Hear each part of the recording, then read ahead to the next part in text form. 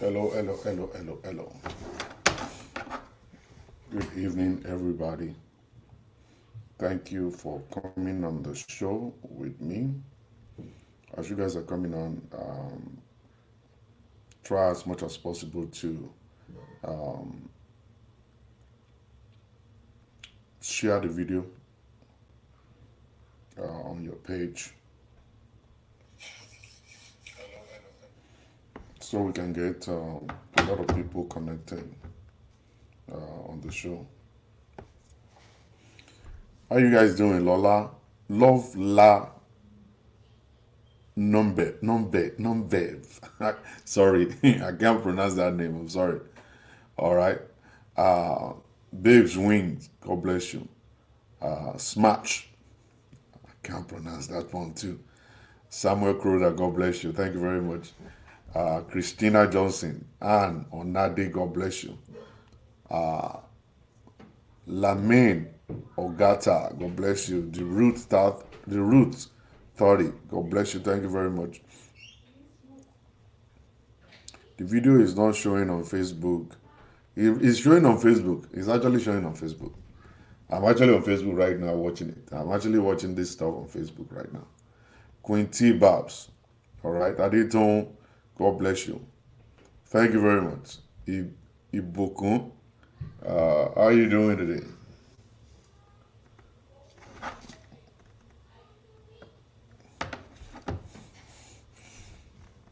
Lady Ruth, how are you? All right, you guys are coming on. As you're coming in, please start sharing the video. Olayinka, how you doing? My God. Man, Sister Ruth Adekoya, how you doing today? We thank God for your life. Thank God for everybody. Okay?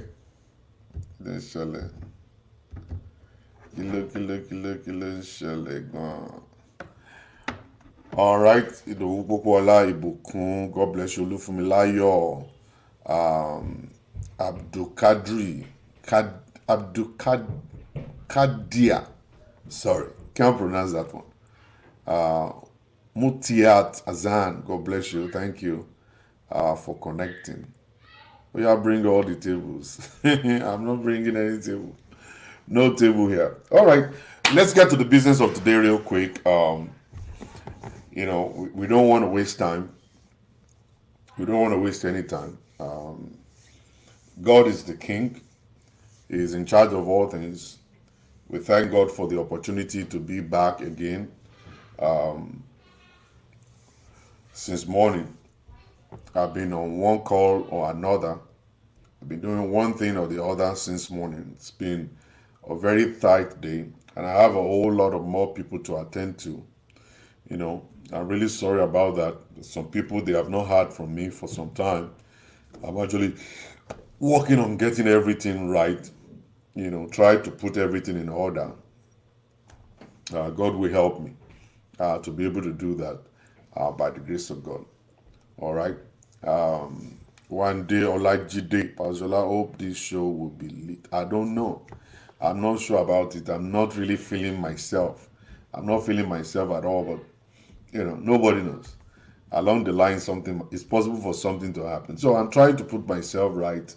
When the phone calls are too many, and it's just only you talking to everybody, you need to organize yourself. You need to organize yourself. All right. So I'm trying to actually put a new, just change the whole stuff around and then organize the whole stuff well so that I'll be able to serve you guys better and effectively. So I won't be meeting my date and my appointments and all that. So it's not going to be like I'm apologizing all the time. I'm sorry. I'm sorry. I'm sorry. And you guys know that I'm a full-time pastor also. I pastor also, and it's not that easy to combine what I'm doing right now with pastoring.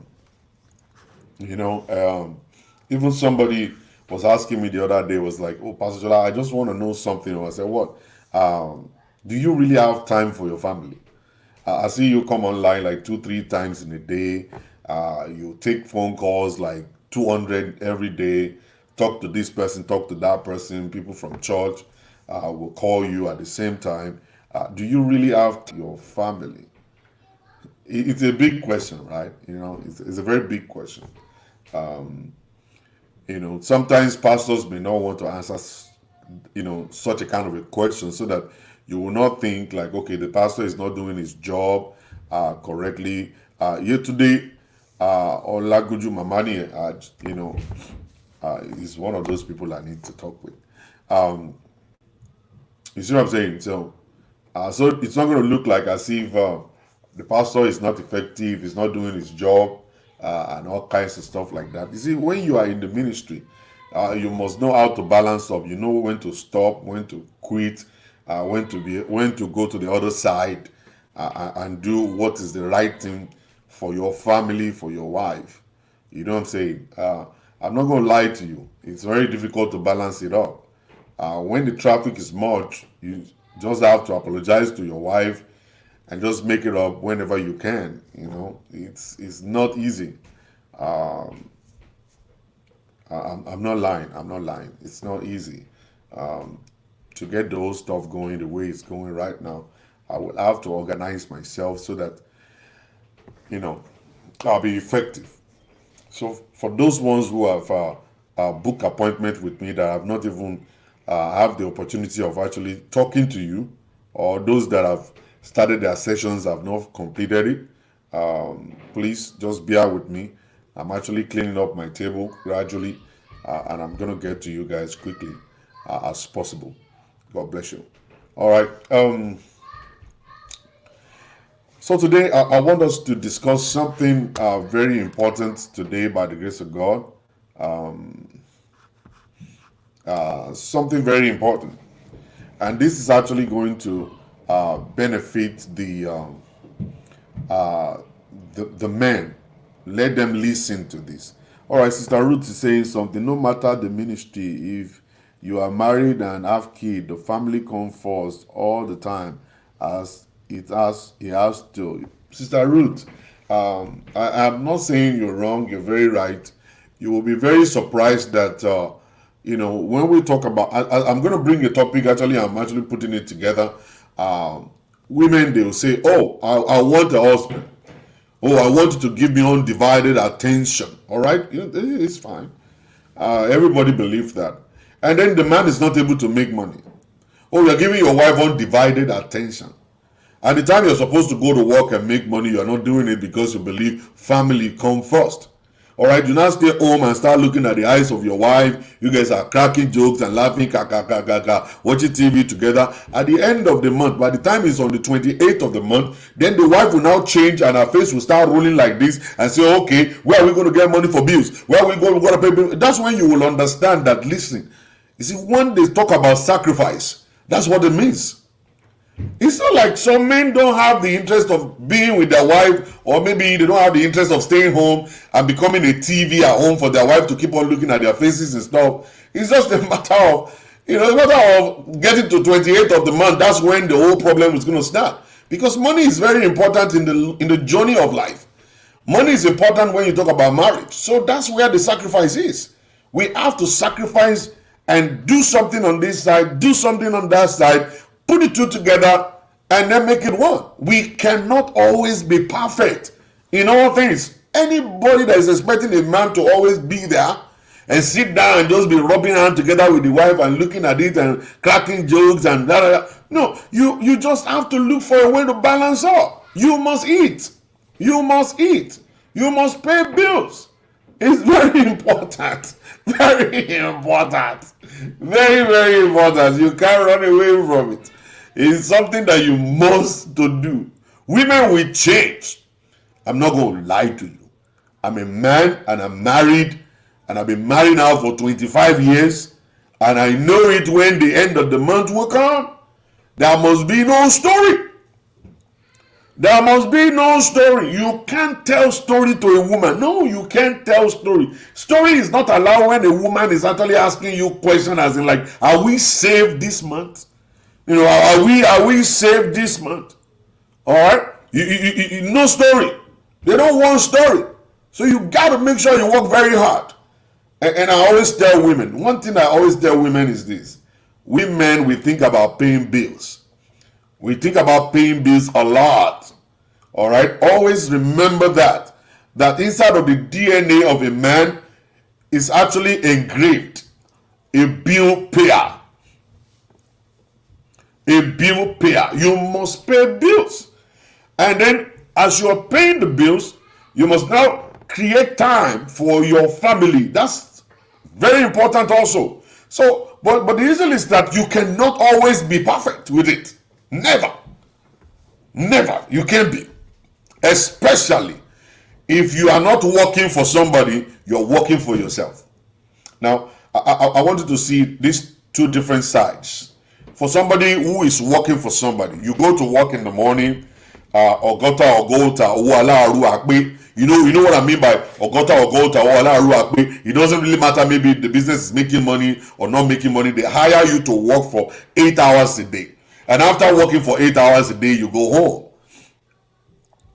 You go home, and when you get home, you stay at home, you be with your wife. So at the end of the month, the salary is going to come. It's going to come to you. So at that point in time, you're not losing anything. There's no problem with you. You know how much you make after working for 8 hours a day. You know how much you make after working 40 hours a week. You know how much. I used to work for Schlumberger. All right, I used to work for Schlumberger. I was on salary.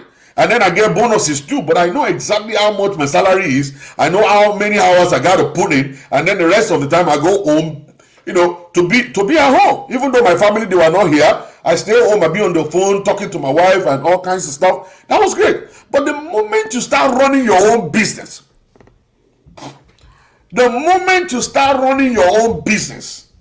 you will now believe it that you cannot predict how much you can make. You can't predict this how much I make in a month. You just have to put effort into what you do. Sometimes they'll call you in the middle of the night. You got to stand up. Because of what? Owó yẹn ò tí pay. The landlord is not going to listen to your story. You are not living in Nigeria. The mortgage company, they are not going to listen to you and say, okay, I will pay it next week. They are not going to. You must make that money to be able to bless your family, pay the bills, and keep them secured under a good roof. And that's what goes on in the mind of man. That's how we deal with stuff. And at the same time, we look at the way to balance up with the family time that we're missing. Maybe we missed family time yesterday. We got to balance up today.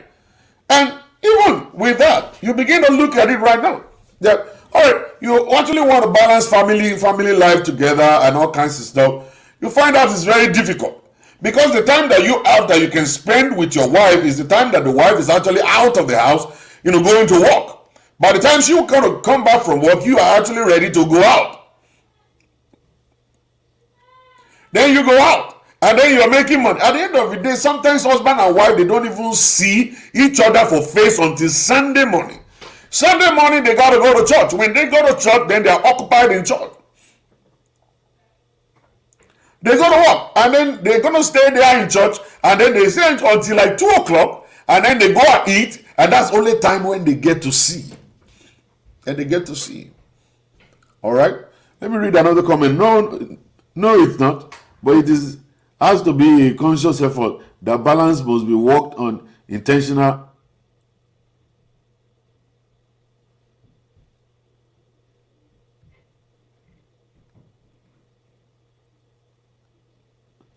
May the God Almighty help you, Sister Ruth, to understand what I'm saying. You are not getting it. You are not getting it. You see, God will help you to get it. You are not getting it. All right. Let me read another comment. Sister, you can't find it. All right. But any person who tell you family comes first is never a serious person. Your business should come first, and all kinds of stuff. Sister Ruth will understand. You will definitely understand. Yeah, you will get what I'm saying. It's a very deep thing. It's not something that we just talk about for 15 seconds and go and get away from it. And then the life of we pastors is actually now totally different too. It's totally different. When you become a pastor, it's a different ballgame. You must be very, very careful as a pastor. And the reason why a lot of pastors' homes always get destroyed is because of the work that consumes you. The work that consumes you. You get consumed by the work. You get consumed by the work. You are not supposed to get consumed by the work, but you get consumed. You get consumed by the work. Okay? Yeah, you can get it. I understand you can get it. It's a deep thing. It's a deep thing that goes into the heart of women. It is women that will say, I don't need money. It is them that will now come around and say, we need money. You see, let me tell you something in the heart of a man. A man don't joke with anything that has to do with finance. Money is important to a man. Money is important to a man. Any man you see that is talking about, oh, I love my wife, I do this, that man already have a source, a very solid source of income coming into that particular man, and that's why he's been able to keep the family together. You see, the will of love, the will of marriage is money.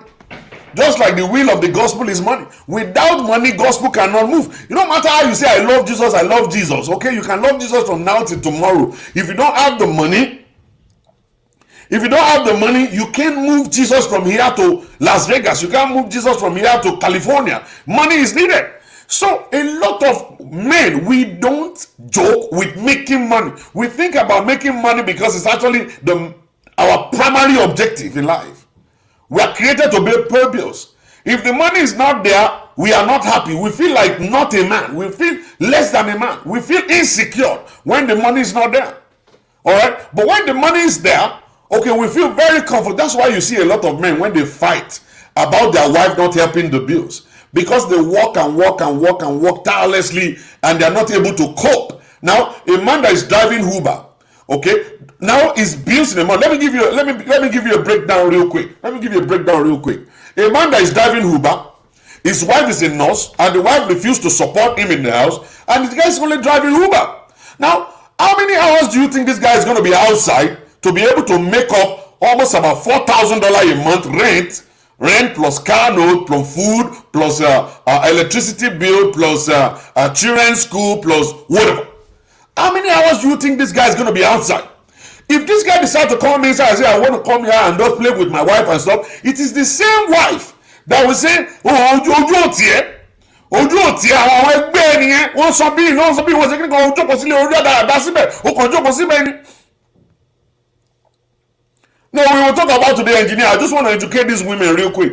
Then they will now begin to pester you. They will now rubbish you. And at the end of the whole stuff, the man will feel like, why am I even in this relationship anyway? Because he's created to pay bills. If the woman wants him to be in the house and not struggle and stress himself at all, the woman must be able to capture him in the middle. Come to meet him in the middle and say, honey, reduce the number of hours you are driving. We need you at home. Okay, drive for 4 hours a day. I will give you 3,000 from our own salary, and then we'll be able to pay bills constantly. Then that kind of a woman is looking for family time. It's about sacrifice. It's important. Now, leave that on the side. Now come over to a place whereby the wife doesn't have a job. The man is the one working. And then the wife is at home taking care of children, which is another full-time job, but nobody's paying our salary. Okay, it's a voluntary thing. It's a compulsory thing they got to do. All right. Now the wife is not saying you have to be home and do family time. Family time is the best, though. Now, what do you think the guy is going to be thinking in his head? I have to go make that money. I'm going out to make the money and make sure the money is there in the bank account. That's how men think. We don't think about love like that. We think about bringing money to help love to roll. It is the money that help love to roll. Money help love to roll. It's not a joke. I'm telling you from big time experience. I've grown. I'm an old man. I have seen things in my life. Women don't take life easy when you got no money. You got to have money. You got to have you got to have money. It's important. You see, family time is good. We love family time too. But don't think the money is coming under the bed from one ghost. Maybe the husband will just enter under the bed and bring out money and say, okay, let's go party. Or let's go out. Let's have sex. It is money that makes the banana of a man to stand. It is money. Money. Without money, the man is not playing. He's not joking at all. He's not joking. So when we are talking about balancing up, It's going to be a kind of a joint effort between the man and the woman to balance up. To balance up. Relieve me, I relieve you. Money greases the wheel of love. Yes, ma'am. Relieve me. Join me in this whole stuff. I relieve you and you relieve me. Then we create time to be together. Then we create time. Now, in Nigeria, it's possible for a man to have family time because the house is living is already paid for 3 years anyway. He doesn't have to worry about paying, house rent every month. All right? The car is driving, he bought it one time. He's not paying car note. They don't even pay insurance. Maybe they do now. They don't even pay insurance on cars in Nigeria whatsoever. Understand? And the food, they buy food in bulk every month. They put it in the storage and they eat it. So the man in Nigeria doesn't have any reason not to come home. All right? Not to come home and say, let me go home in the afternoon to go and bang my wife. Let me go home in the afternoon to go and make love to my wife and spend time together. He doesn't have any reason to do that, not to do that. Because they already have a system in place that is allowing them to be able to have that time. All right? So, but here in America, we pay month by month. Every month you pay bills. Every month you pay bills. Every month you pay bills. You can't be. O ti gbọ́dọ̀ mi ni. Ọmọ rí odò kiri ni jókòó ni. O ti gbọ́dọ̀ mi. O mama lọ ni wálé. O mama sákiri ni. You see, like I shared with you guys sometimes ago, I said every end of the month, by the time the month is on the 28th of the month, on the 28th of the month, my body will be so hot. My body will be so hot. I'll be very cranky in the house. I don't smile anymore. And my wife will say, and today is 28. And then she'll say, when it's 28, you go and say, you can't know, you can't understand. Because you're not the one paying bills. I'm the one paying bills. You don't know. When 28, you know that I do my menstrual period on the 28th. If you don't know, my menstrual period is on the 28th as a man. You think you're the only one doing menstrual period. I do menstrual period. But my own menstrual period, I'm not kidding.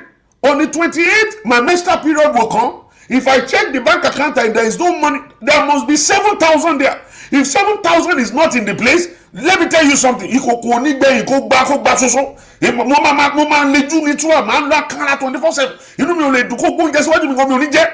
not kidding.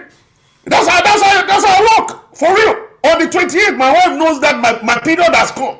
Leave me alone. On the 28th, my pay the family time. Lord, leave me alone. No. Go family time. No, don't touching me right now. I don't want to know. That's my menstrual period cycle. That's the day. Don't come and be. If there's no money in the bank account, I will nearly for real.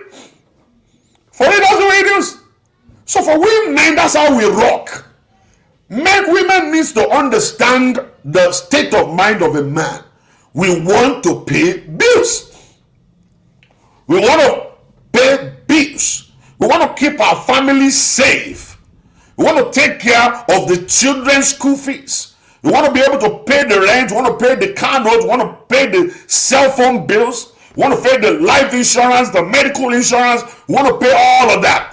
So that at the end of the day, the wife can actually rest on the couch and be smiling. If you ever want to have your wife smiling all throughout the whole day, you better have money. You think it's all about family time. If a man is doing family time all the time, just sitting down next to the wife and say, hello, I love you. I love you. 4 hours, 5 hours. You will see. One day the wife will say, hey, you love me saying. Abẹ́yẹ will remote lane. Ẹwà bí látara ẹ̀ ṣe I love you round owó lẹ́ ń ṣe. Owó bíìlì ló wà bẹ́ẹ̀ lówó kankan. Owó nánú nẹ́pà tí wá jáná. Àwọn ọmọ ni ẹ̀wọ̀n lọ sí sùkú ẹ̀wà bí ẹ̀ ṣe ìyanu owó lẹ́ ń ṣe. Ẹ kọ́ sí ibi ṣe ṣe yín kọ́ ọ̀nù lẹ́jọ́. It is the woman that you are trying to say you want to do family time with that will send you packing. She will send you packing to go to the outside to go and look for money. I remember I canceled one particular couple. The woman came and said, Pastor, Kunija Day, won't go out. The man said, I love my wife so much. I always want to spend time. He said, don't spend time with me again. Go and work. And then the guy now decided to go and take a security job at night. The guy is no longer at home. The woman came back and reported the man and said, Pastor, he's not. You are going to lay down. So that's what I was saying. Women, they want money, and then they want the man. They want money, they want demand. You have to actually understand that it's either you take one. Do you want money? Let the man go to work. Do you want the man? Let him sit at home.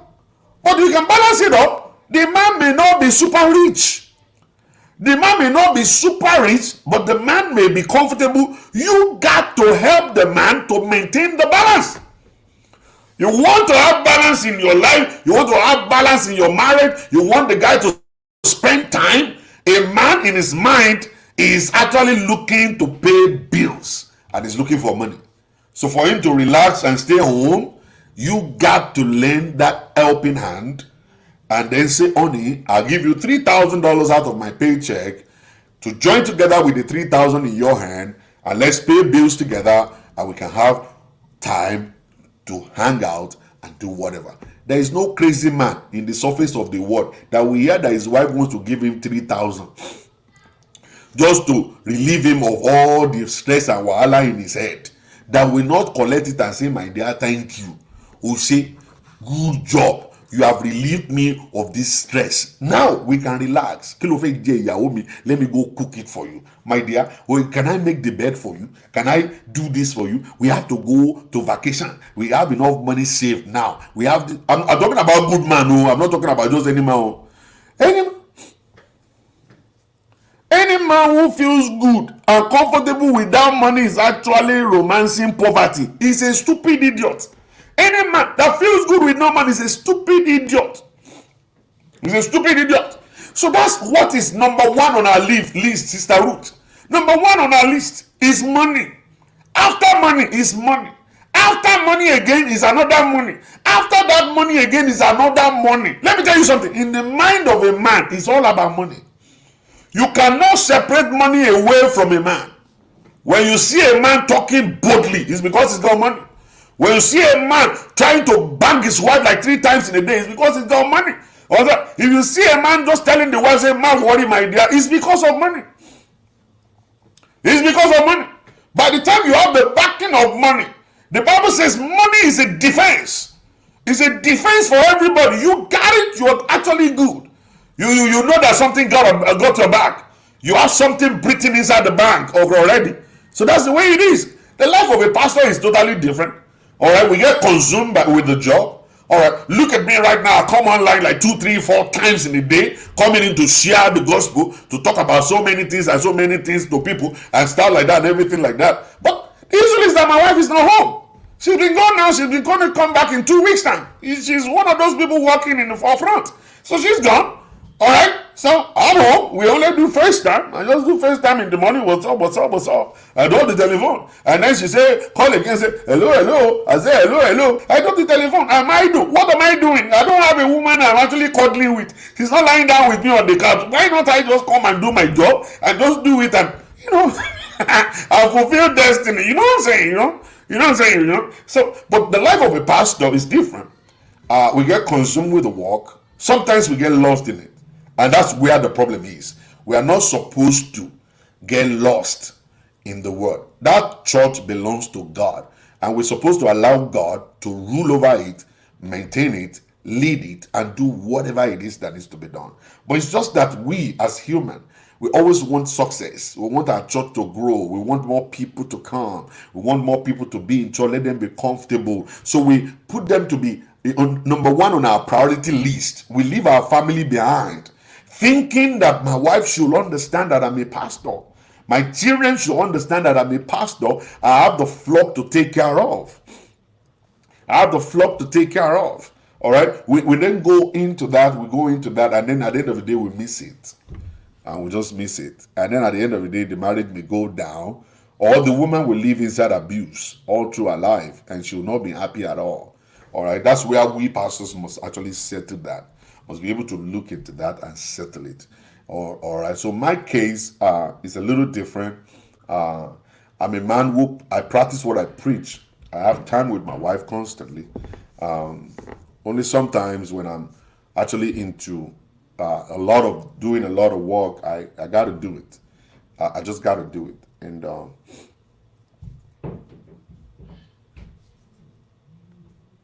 I got to do it. I just got to do it. Pastor, the fact is when when men work so hard to support their family, the woman become willing to assist and even do more than expected from. Of course, and that's why we want to do that. That's why we want to work very hard. That's why we want to work very hard, so that you guys can accept us and support us and make things, easy. And make things easy. That's what it is. So for women, you need to just understand that. Take things easy. You know what I'm saying? In the mind of a man, it's all about money. I'm not going to tell you, I'm not going to lie to you. If you put money on the side like this and put vagina on the other side, a man will take the money part, will leave vagina alone. You think we are crazy? You think we are dogs that all what we know is all about vagina, vagina, vagina? He has gone, oh, he didn't come back on time, oh, obìnrin ló wà lọ, abo ni, abo ló wà lọ, tán rẹ̀ jẹ́, abo kọ́ abo ni. Ó gbé owó sílẹ̀, tó gbé owó sílẹ̀ mi, tó gbóbìnrin sílẹ̀ mi báyìí, máa tẹ̀lé owó yẹn lọ. Owó bá tẹ̀lé owó lọ, obìnrin kọ́ obìnrin ni. Tí n bá lówó kọ́, tí n bá ti lówó tán kọ́, obìnrin á máa lé mi kiri, obìnrin á máa tẹ̀lé mi káàkiri everywhere. Ó sọ pé màá máa lé obìnrin káàkiri, màá lóbìnrin kiri láì lówó lọ́wọ́, ìranu ni ẹ̀. That's nonsense. That's nonsense. That's nonsense. I won't do that. Nobody, a man in the right state of mind won't follow a vagina. Vagina for what? See, vagina will give me money. I'll go there, mama me thinking, mama me, mama loli one row for my jeff for mama loli. Mama loli return song. Wọ́n ti búrẹ́dì kó mi ló ń bẹ̀bẹ̀ gbogbo ẹ́nájì mi náà gbàtàn mo wá wà bẹ̀ mo wá ranjú kalẹ̀ bí wọ́n gíríkò. Alright, let's go straight to the point of today. Let's go straight to the point for today by the grace of God. Let's leave that alone. You know what I'm saying? Alright. The issue of today is this. I made a post on social media this morning, and a lot of people so much so many comments on this stuff. You know what I'm saying? So the comments were just crazy, and then my inbox was actually was on fire. People were sending messages and stuff. Why is it that you hate men? Why is it that you always talk against men? Why is it that you do this, you do that, and all kinds of stuff? But I'm used to it. It's just going to take our men some time to be able to understand that I'm actually a savior for men. That my campaign is actually for men, for the peace of men. That's my campaign is all about. I found out there are some men, they are just Bobriskis.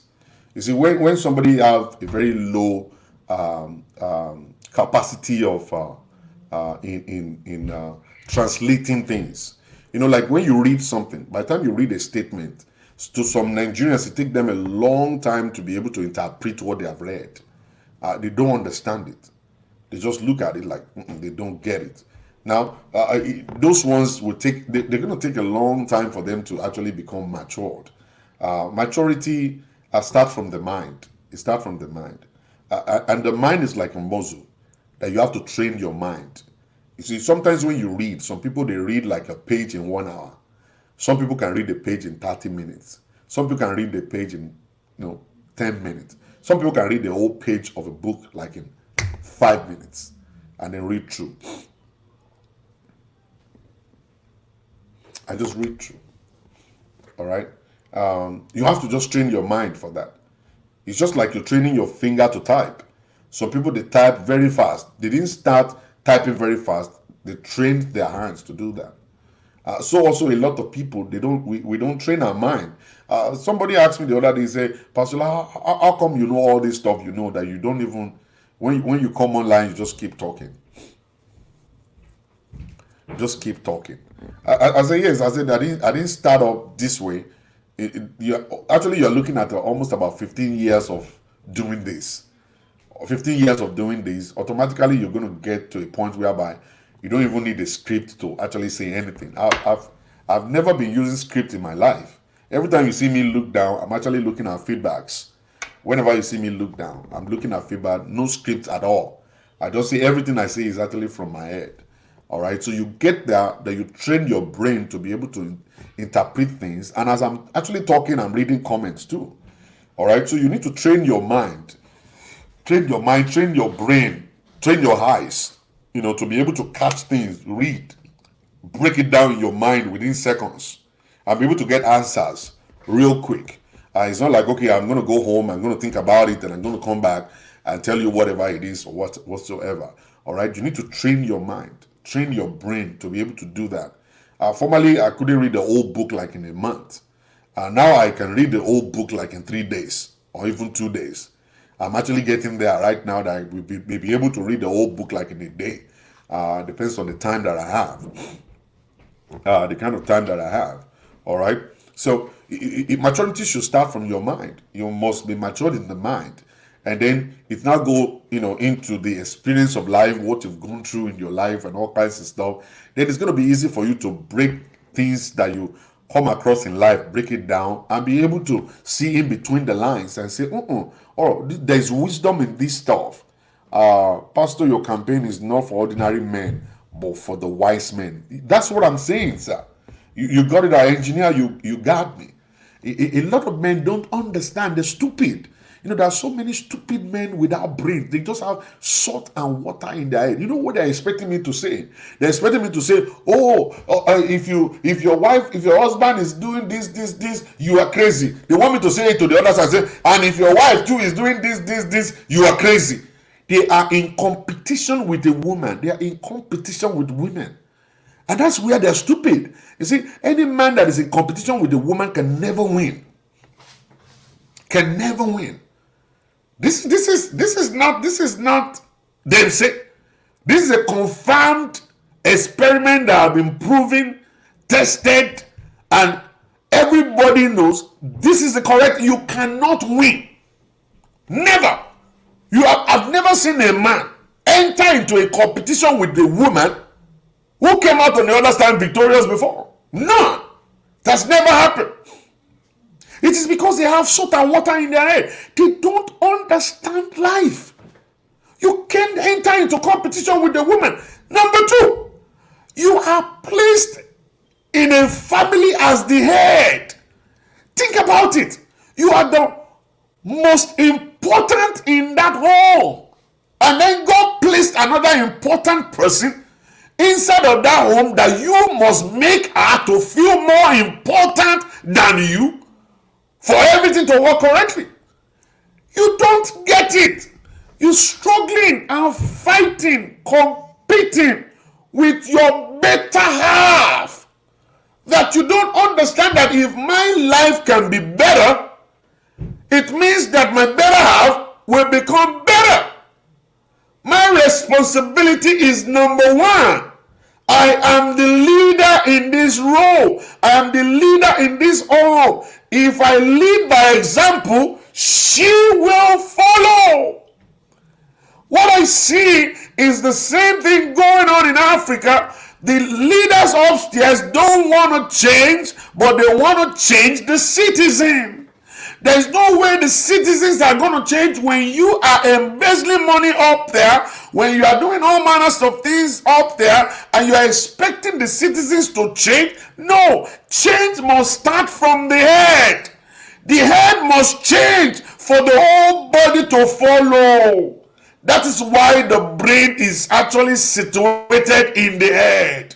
The control unit is in the head. When the head changes his mind to go towards a new direction, the entire body will follow that body towards that same direction. When the head decides to go to sleep, I am tired, the brain decides to go to sleep, the entire body go to sleep together. You can never see the head sleeping and the body walking around. You can never see the head sleeping and the hand still eating fufu. You can never see the head sleeping and the legs still jumping.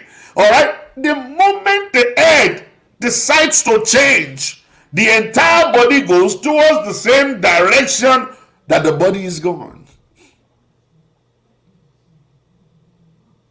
That the body is going. I find it so difficult when I make a post that men don't have the brain, no sense in them at all. They cannot break it down. There's no way to see. They could not see that this guy is actually posting something that will bless our life. This guy is reminding us of something very important. This guy is actually leading us towards a direction where we will break through in life.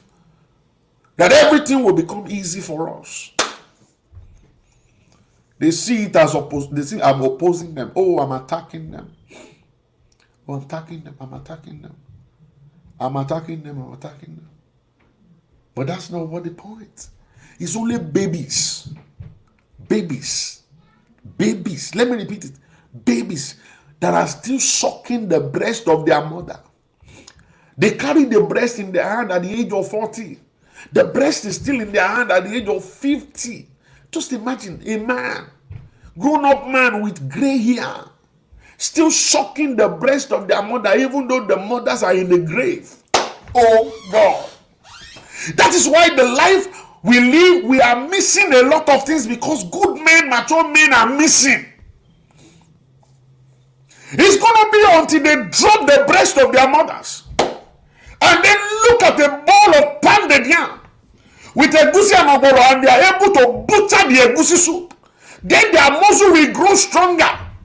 Then their stomach will grow bigger. Then their face will become fuller. Then there will be energy in their body to fight and punch people. But the moment they continue to drink milk, they become weak. They become weak and they remain boys forever. And that is who we see a lot of men today to be. They are grown, they have gray hair, they have very big baritone voices, but inside of them you see babies. You see kids. They are not grown at all. They are not able to take leadership roles. Do you know when a man is in the family and the man is saying, honey, follow me? They can't. They can't. They have to make a phone call home to their mummies. Mommy, what should I do? Mommy, my wife is asking this. Mommy, my wife wants to do this. What can I do? Mommy, what can I say? What should I say? How should I say this? Mommy.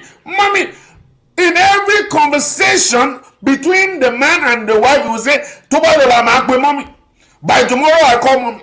Next week I call mommy. I spoke to mommy yesterday. Mommy said I should tell you this. Mommy advised us to do this. Mommy said this one. Mommy said that one. Mommy is this. Mommy is that. There is nothing wrong in a wife saying my daddy said. She's a baby.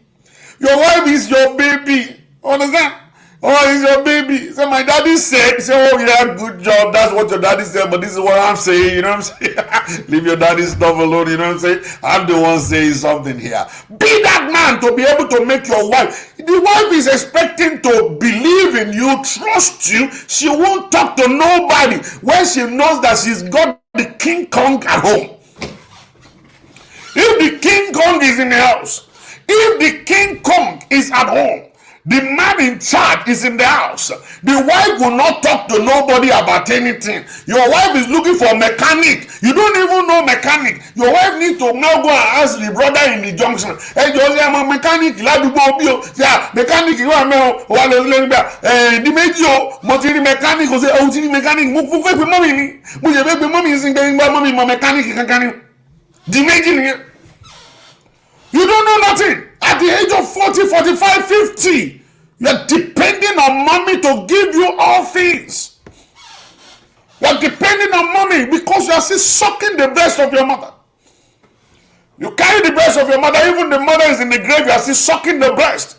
And you are feeling sorry for yourself when your mommy died and you're saying, oh no, what can I do now? I don't know what to do next because now I am actually in a situation right now. I don't have any understanding of what to do. Then you start looking for somebody else. I believe as a King Kong in the house, a King Kong that is well educated, a King Kong that is well exposed, a King Kong that knows exactly what to do. You should be the one in charge of your home and let your wife depend upon you for anything. Let your wife ask you questions. You always have the answer.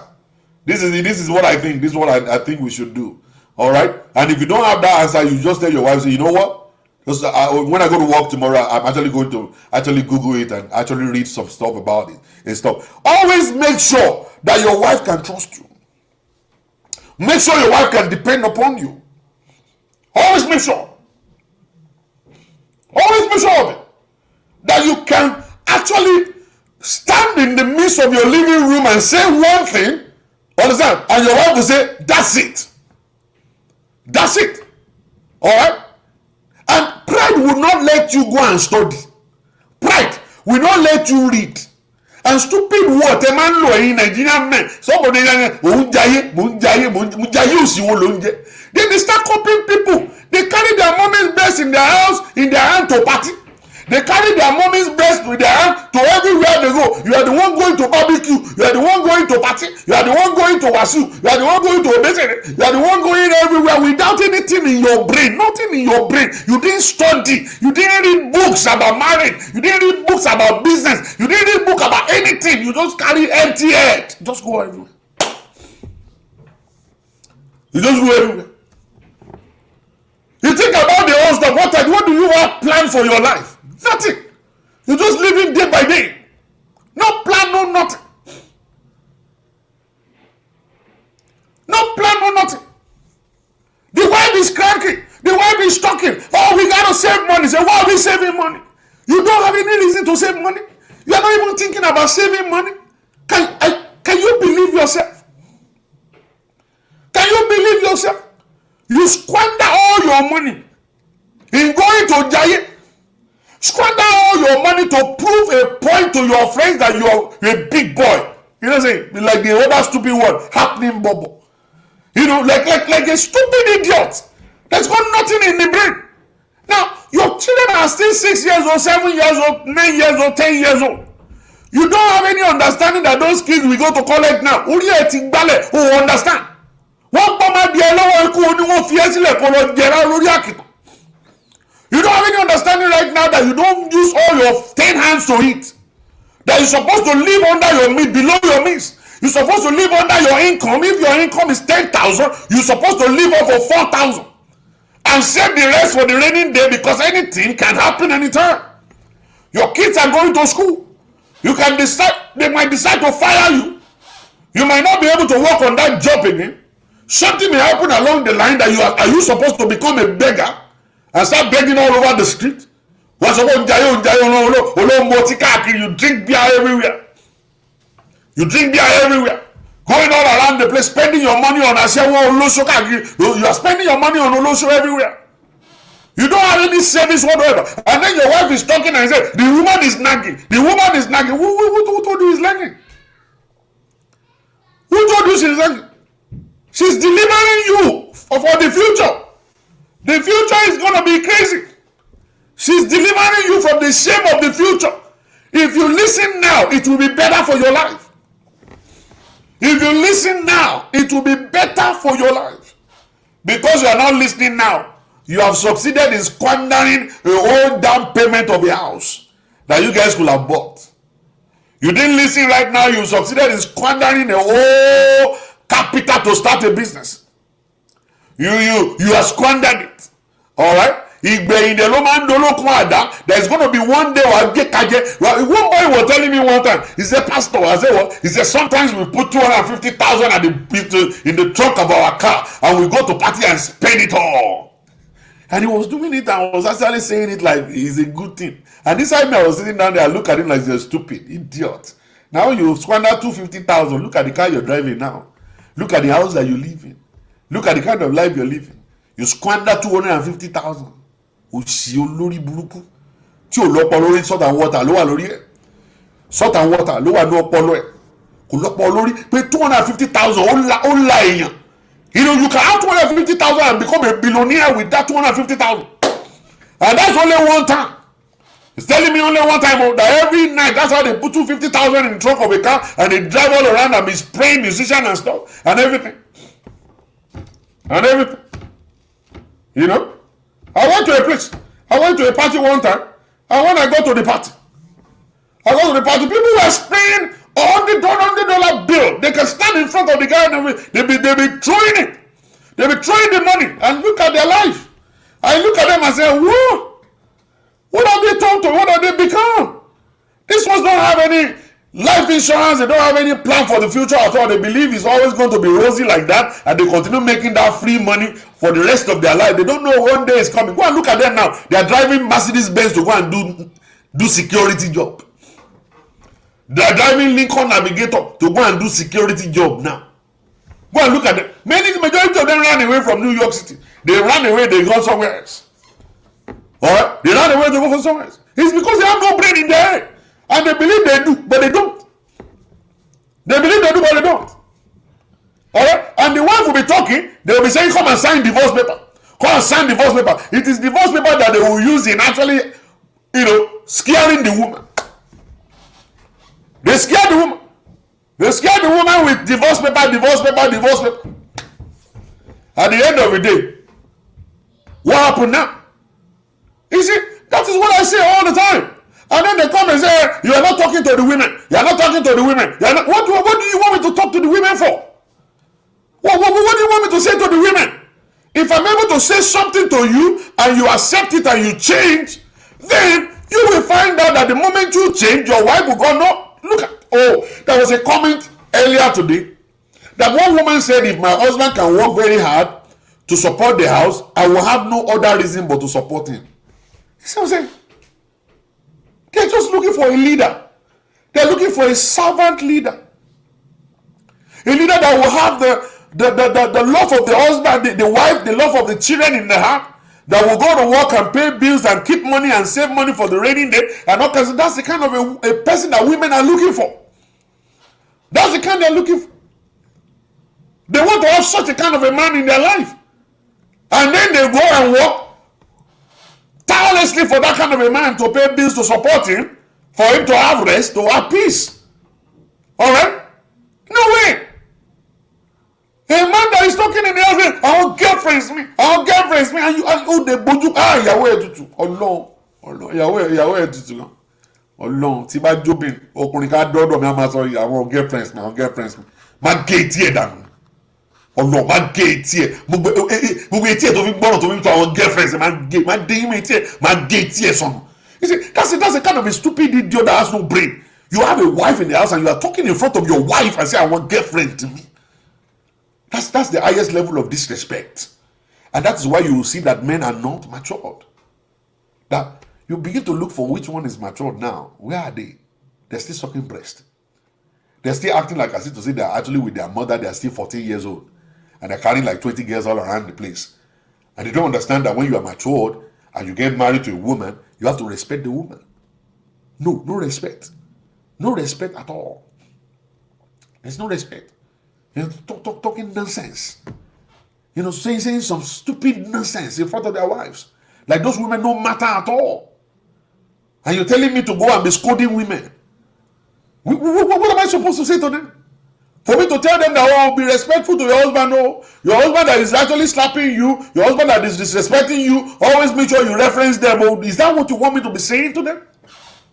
Is that how I'm supposed to be treating women? Huh? Is that the way I'm supposed to tell them? Huh? Is that what you want me to tell them? No, I got a brain in my head. I've counseled a lot of people in my life. I was talking to one of them, and this one said, he said, Pastor Sola, I said, what? I want you to come over and actually help me with my wife. I want you to this. I said, okay. I said, what do you want me to do? I want you to just go and talk to her, and then let us come back together and be husband and wife again. I said, all right, that's fine. That's what I love to do. And so what do you want me to do? What? Give me the number. I got the number. When I was counseling the guy told me, I said, have you ever been abusive towards your wife? He said, well, there was a day I just touched her cheeks like this. I said, you only touch her like this? He said, yes, I just touched her cheeks like this. And then she said, I slapped her. I said, that was it. I said, okay, that one is small. I can actually talk to her. So I called the lady up. And when I called the lady up, the very first thing the lady did to me was like, Pastor Jola, please, I want to send you a picture. After I finish sending you the picture, then we can talk after. I said, good. The woman sent the picture to me.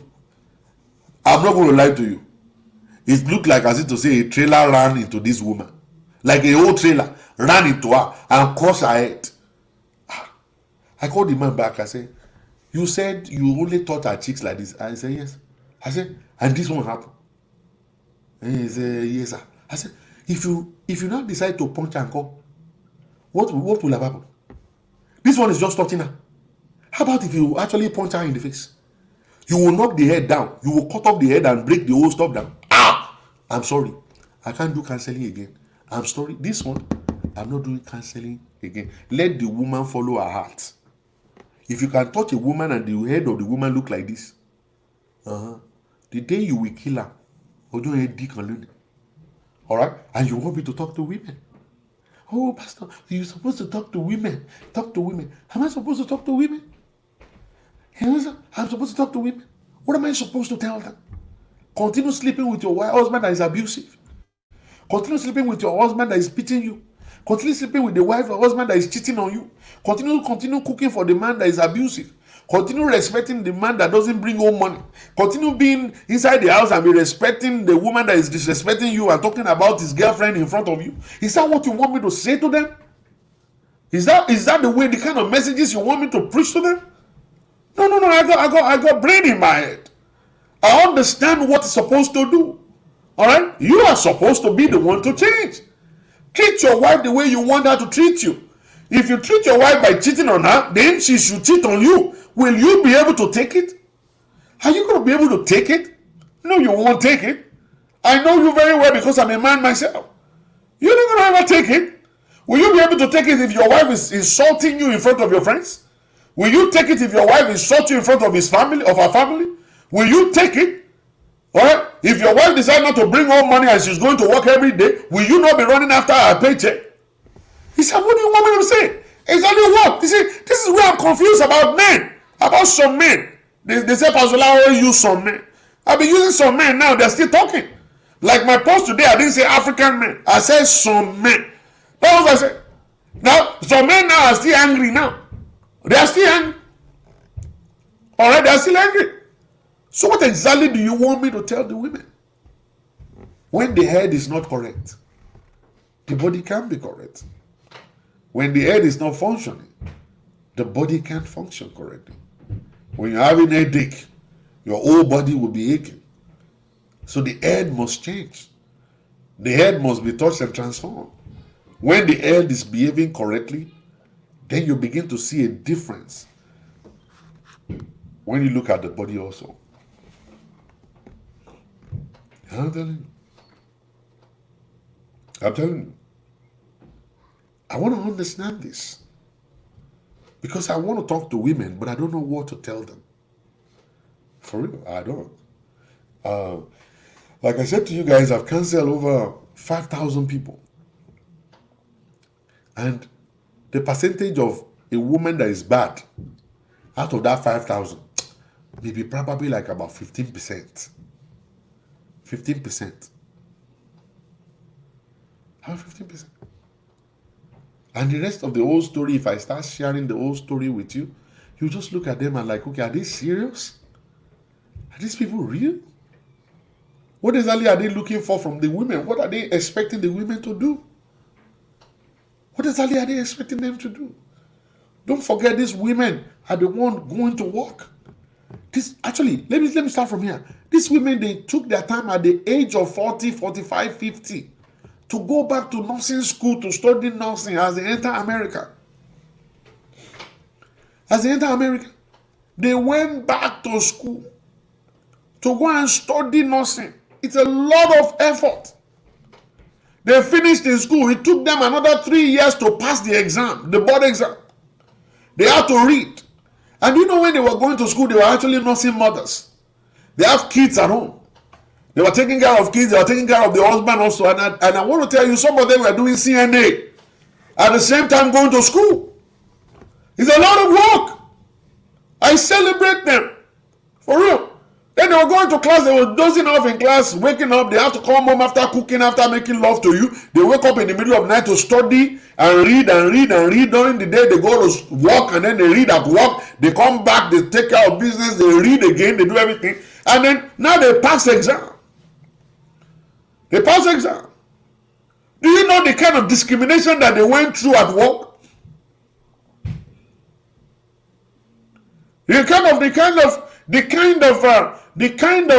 discrimination they went through at work, that Some people at work, we tell them speak English. Some people at work, we tell them they're Africans. They don't know nothing. Many people, they will insult them, embarrass them in school. They have to go and sit in one corner, like as if to say they don't have anybody. They have to sneak into class sometimes. When they ask them to stand up to talk in class, they talk with their African accent, and the other people will start laughing. You know what they went through? And then they got the job as a nurse, and they're doing well. And they're doing, and then they're bringing money, they have to work. Do you know when they say nurses are making money? I look at people and say, what kind of money are they making? These people, they are actually on their feet 12 hours a day. 12 hours a day walking all around and doing this, doing that. 12 hours a day. 12 hours a day. And you as a man, you are telling your wife, I don't have time to go to school. I will be driving Uber. I don't have time to go to school. I'll just be working security. I don't have time to go to school. I'll just be doing one thing or the other. And that's what you're doing. But you are expecting her now to be bringing all the money she's making. Am I not the one that supported her? I supported her to go to school. I supported her to do this. I supported her to do that. And you supported her, but she was the one that went into the fire. She needs to be celebrated. Anybody who, oh my God, I don't understand how men think, how some men think. I don't know how they think. I don't know how they think. Do you know the 9 months of pregnancy, carrying 9 months of pregnancy in your belly? No, for real. See, every time I eat too much and my belly is actually big, I feel pain on the side of my back here. There's a kind of a heavy pain right here that I feel. And whenever I'm feeling that pain on this side, I always think about women being pregnant. And that pregnancy is not for 2 days, not for 3 days. Like my own, when I finish eating, after it digests, my belly will go down, I feel better again. But this one, every time I eat is when it happened to me like that. But these particular people, 9 good months, they carry the pregnancy and be walking around, all around, and be spitting everywhere, and all kinds of stuff, and then the food is not going through their throat, and all kinds of morning sickness here and there, everything all around the place, everything. And those are the kind of person you want to cheat on? That's the person you want to cheat on? Think about the person that went through labor. Do you know how many people died during labor? You know how many people died during labor? That they couldn't give birth to those babies and they died right there during labor period. But your wife went through it and she didn't go through labor. They had to cut her belly open. They cut her belly open. That's the woman you're kicking, right? You kicked her right in the belly. You slapped her in the face. Like I was saying yesterday, I said, the moment a man is going physical on a wife, that's the day they're supposed to go and check his brain because he's got mental issue. For a man to slap his wife, punch his wife, not even thinking like, okay, she's a woman. Forget about how tall she may be. Forget about the kind of things she has done. Maybe she's holding you. Forget about maybe she has been cursing you and been saying all manners of negative things to you. Forget about that. Look at the physical strength. All right? Can she beat you? And that's the woman you're kicking. That's the woman you're actually slapping and doing whatever to. The same woman, you'll be kissing her at night, rubbing her breast, sucking her breast, putting your stupid penis in her vagina and doing all manners of things, and then you're asking, who's your daddy, when you're doing it. Are you insane? Are you crazy? Are you okay at all? This is the time you're supposed to be able to know. Are you crazy? You must be crazy.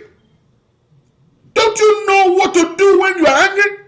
Don't you know exactly how to curb yourself and hold your anger together, not to go physical on your wife? Don't you understand how to control your own anger? You don't know how to go and sign off for anger management? You don't know how to drive yourself to the hospital and say, I got to be tested, something is wrong in my brain? Don't you know how to do that? You don't know how to do that stuff? You don't know? For real. The woman that gets sick at home, they get sick all throughout the whole month. There's this 5 days of hell. These 5 days of hell that they go through every month. Every month of their life, month by month. To some is a chronic pain in the abdomen. To some, is a kind of hormone craziness that their body won't feel normal at all. And even inside of that stuff, some stupid men still want to make love to them, have sex with a woman going through such a kind of pain. They don't understand. They don't want to understand. It's like, yeah, I want to have. The woman is passing through a period, for God's sake. It's a time for you to relieve her, a time for you to let her be. If you can't understand her pain, just leave her alone. Just leave her alone. Every month is not once in a year. It's not once in every 6 months. I'm talking about monthly. That's what they go through every month. That their hormones in their body is different from the hormone in our own body as a man. Their own hormone go crazy sometimes. They become cranky. You find that a lot of women are bipolar. Bipolar. And it's because of the hormone in their body. They sometimes want to control themselves. They keep quiet not because they want to keep quiet. They lie down on the couch watching TV not because they want to do that. It's actually kind of a way of actually holding themselves down from actually reacting in a negative way. So many of them will just keep quiet. They lie down on their bed. They just go to the basement. They do one thing or the other. Just to keep themselves away from trouble. But you are not that sensitive enough. You don't know what they go through every time. I think you should stay with your 3-year-old daughter for only one day. You will know how much work it is to take care of a 3-year-old daughter or son. For real. You will know. You will know what it is. You will know that you will have headache, you have body pain, you'll be jumping all around the place and rocking and running everywhere with a 3-year-old daughter or a 3-year-old boy. So think about it. Think about that stuff. And then think about the whole stuff, the whole attacks she's getting from your mother. Think about the whole attacks she's getting from your sister. Sister, ẹlẹ́ṣẹ̀ wọ́nranwọ̀nran yẹn tí ò ní ilé ọkọ lọ. Ẹsẹ̀ wọ́nranwọ̀nran tí ò ní lọ́jọ́ kó sí ilé ọkọ tiẹ̀ tó gbé ilé ẹ̀gbọ́n ẹ̀ ló máa rán ló máa wá máa ranjú kó káàkiri máa ranjú kó kiri. Bọ̀dá mi get out of here. Kólókóló jókòó sí ilé ọkọ ẹ̀. Bàbá lọ́kọ lọ́wọ́ boyfriend kan kó lọ́ máa dó sílé ẹ̀. Ẹlẹ́ṣẹ̀ wọ́nranwọ̀nran òsì. Ilé ẹ̀gbọ́n ẹ̀ ló máa wá. O ti gbàgbé pọ̀ ẹ̀gbọ́n ẹ̀ ti níyàwó. Another woman is inside the house. Don't come here and they are actually come here and now become a kind of a rival to the woman that is at home. Kò bẹ̀ yín kékeré fẹ́ òun lé ẹ̀gbọ́n ẹ̀ kọ́ ló gbé wálé ni. It's your brother that saw her and brought her to the house and now she's at the house. She's the owner of the house. If you don't understand, I'm telling you, she owns the house. Kó lọ get ẹ̀ sínú skọ́ọ̀lẹ̀ kí skọ́ọ̀lẹ̀ kó get ẹ̀ kó yé ṣe wọ́nranwọ̀nran káàkiri. Kó lọ wọ́kọ̀ fẹ́. Tó bá ló balẹ̀ lọ́kọ̀ fẹ́ kó lọ sign up pẹ̀lú singles connect kí lọ wá ọkọ̀ fún ẹ. Ká wá ọkọ̀ fún ẹ kó máa ṣàyè bẹ̀. Máa ṣe wọ́nranwọ̀nran káàkiri àdúgbò. What ló sọ bó wá kó gbogbo story you be carry story all around the place. Ìyàwó bọ̀dá mi ṣe kíní kan, ìyàwó bọ̀dá mi ṣe kíní kan, ìyàwó bọ̀dá mi ṣe kíní kan, ìyàwó bọ̀dá mi ṣe kíní kan. Kí ló ń kọ́ ní life ẹ̀? Torí ọba pé dáadáa kó lọ wá mi kan wá mọ́tò bẹ̀ sí kó lọ wá mọ́tò síbi kan kó jókòó pa síbẹ̀.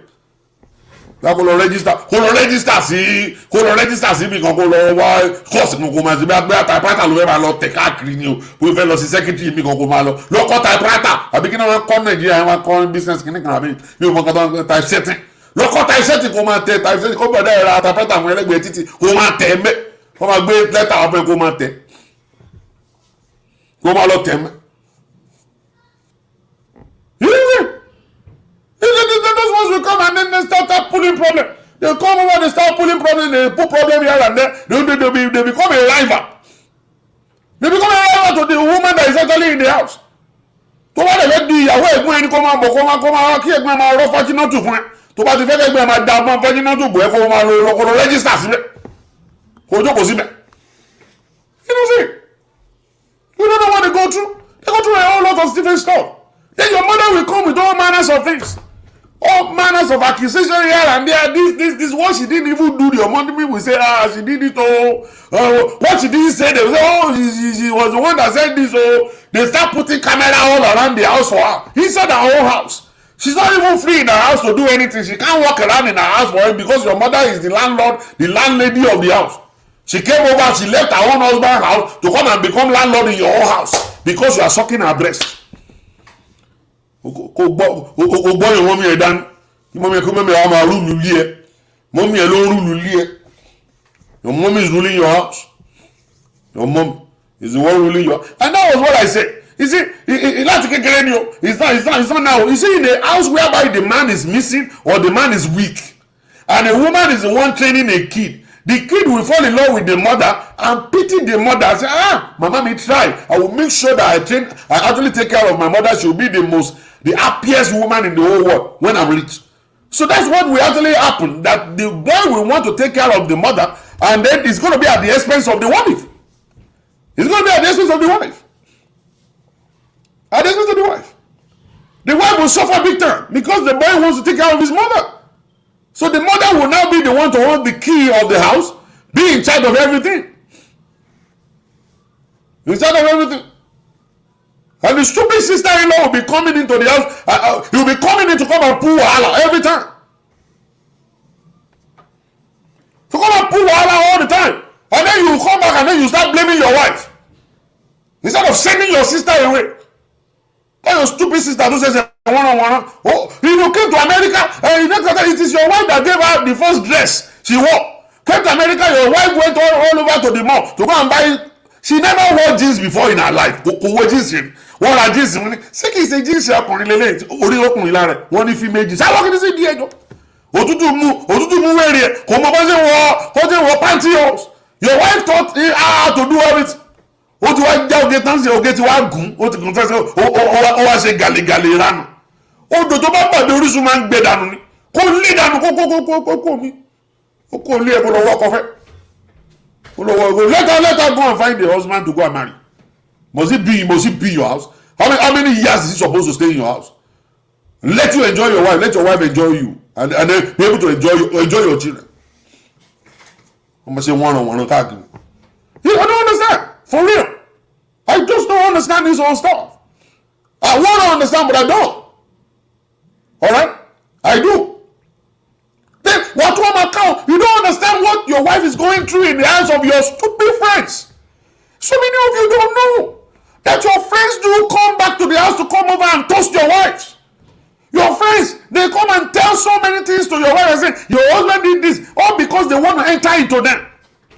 You know the kind of temptation that they are bringing into your home, trying to make the woman to fall, and she's still there standing 24/7 of her life, believing in you. And sometimes you warn you about those men and say, send them away. But you don't know. You can't listen. Wọ́n máa ṣe tí bí etí ọ̀bẹ rẹ̀ lé sí rẹ̀. Wọ́n máa wò kankan bí aago ṣọ́ọ̀ṣì. Wọ́n kankan bí aago ṣọ́ọ̀ṣì. You know what I'm saying?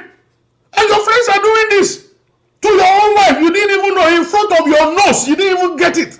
And those are the people you call friends. And they are not friends at all. They are terrible people. They are crazy people. They are crazy. And those are the ones you call friends. No wonder. Both of the same feather, they flock together. Anybody that is stupid will actually have stupid friends. That's why you're stupid. You are stupid yourself. That's why you have stupid friends. You have stupid friends. You have stupid friends. You know? You have stupid friends. So you need to understand so many things. Now, one funny thing I want to say is this. I was able to say it yesterday with a couple. You know, for you paying the bills in the house, buying food in the house, all right, paying car note and all kinds of stuff, that is not you doing anything for your wife. Oh. I'm so sorry. I want to go into this. This is going to actually piss a lot of people off. For you paying bills, paying house rent, paying bills, paying car note, buying gas in the car, buying food, is not that you are doing anything for your wife. That is doing something for your family. All right? That's for your family. Not for your wife. The thing that you do for your wife are personal things. You know, the clothes you are buying, the shoes you are buying, the education you are giving to her, you're upgrading her, sending her to school. All right? That is you doing something for your wife. All right? What you give to her, the money you give directly to say, my dear, this is for you. Take care of business. Buy lavender, buy pomade, buy makeup, buy all this. Those are what you are doing directly to your wife, for your wife. Anything you say, I pay bills, I pay bills in this home, I buy food in this home.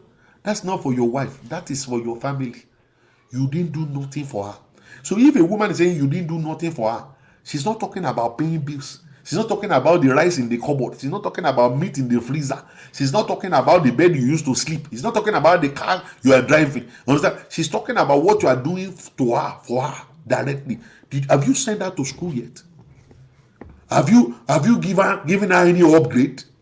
Have you bought clothes for your wife directly? Have you given her allowance for herself, not for the house?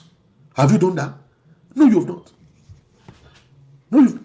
Have you called your wife and say, honey, sit down here?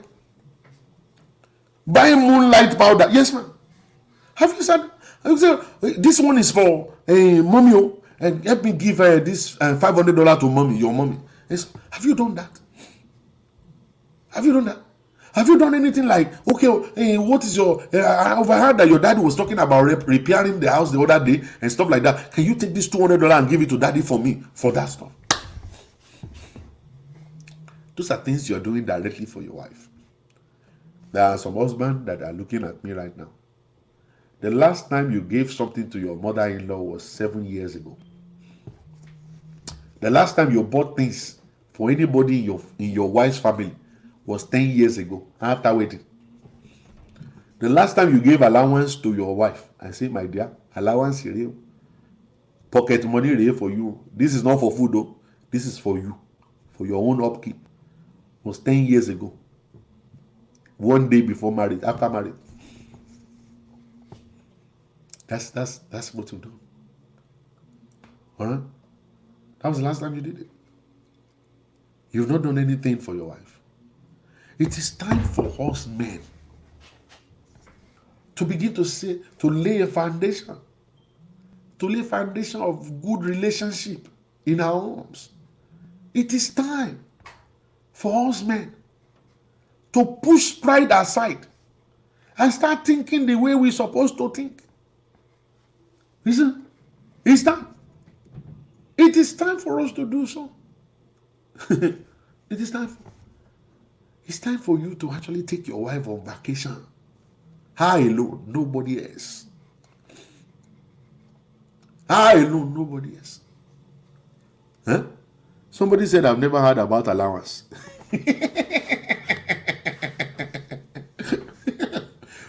Honestly, I'm glad I did not miss this program.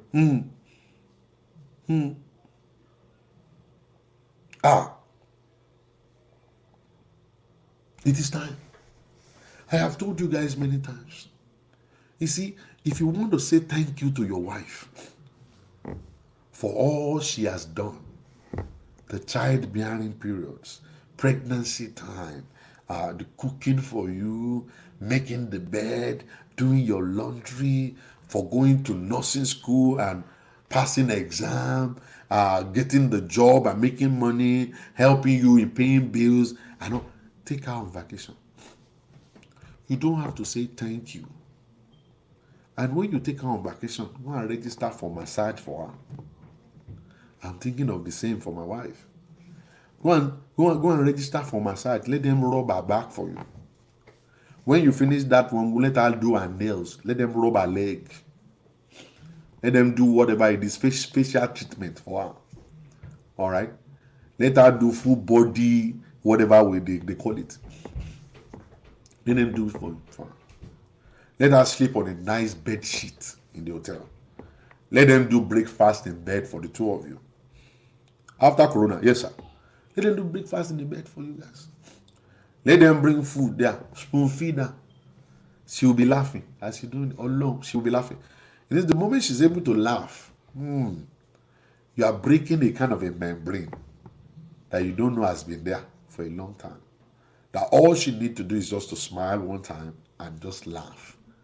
And the moment you're able to get that laugh out of her, you will see what is going to happen after that. It's not about sex. It's about the kind of discussion, the conversation that will come up after that.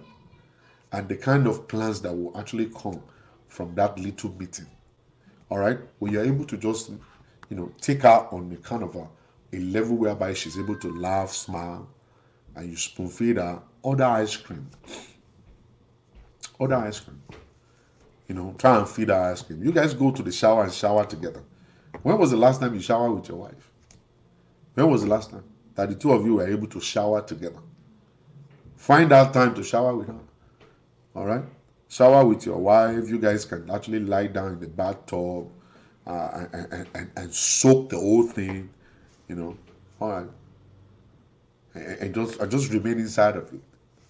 And get a bottle of wine and be sipping it and be talking. And be talking. And say some stuff and everything like that. You don't even have to have sex. You're going to be well relaxed. Go to the fancy restaurant to go and eat. Put the chair for her. Put the chair for her. Let her go right in the front and push the chair back and she'll sit down. Let her order what she wants. Don't order her food for her. No stupid man say, and when we go out like that, I'll be the one to order. I say, why? He said, because I want to order what my money can buy. See, why don't you let her order? And if the money is not going to be able to, and then you just tell yourself, let them bring you a soup and a glass of water, and that's it. Let your wife be the one to eat. You say, no, Pastor, you can't be like that. Oh. I have to order the thing because my wife may go down and order something that my money cannot buy. And stop. Let her order what she wants. Let her order what that will, put a smile on her face. Let her eat. All right? Let her eat well. All right? Let her heal well. Eat well. And then go to the seaside. Walk around. Hold hands. When was the last time you held the hand of your wife? When was the last time that you even held the hands of your wife? It's been a long time. You can't even remember. You can't. Hold the hands of your wife. Walk on that particular walkway. Talk about things. People don't know you there. You see white people, Chinese, and all everybody walking all around. You're actually maybe like, one of the 2 or 3 black couples that are there. So you don't have anything to be ashamed of. Nobody know you there. Hold hands and walk and talk. If you want, you can actually put your hands around her and walk around. Oh, you are healing something. You're touching something and healing something as you're going like that. If it becomes everyday thing, it becoming a constant thing. It becomes everyday thing. As in like, you find time to always hold hands. Don't do, okay, already at the park. Okay, you can do the park, or don't go on vacation right now.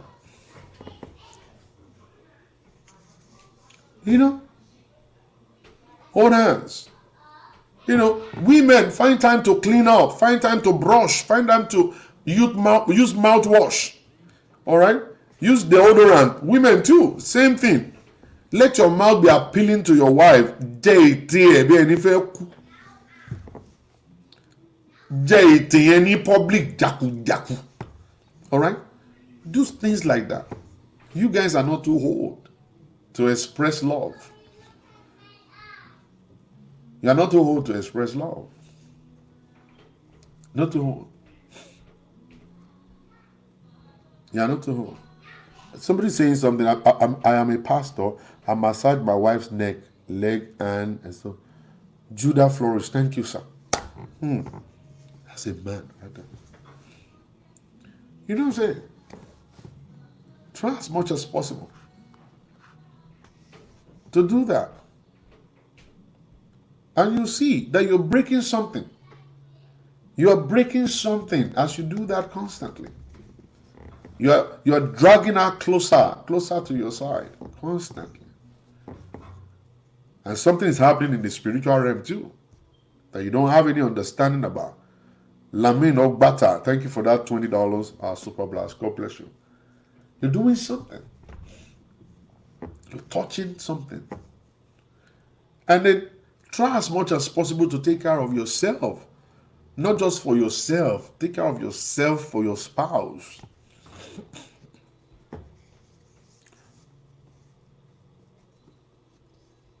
For your spouse.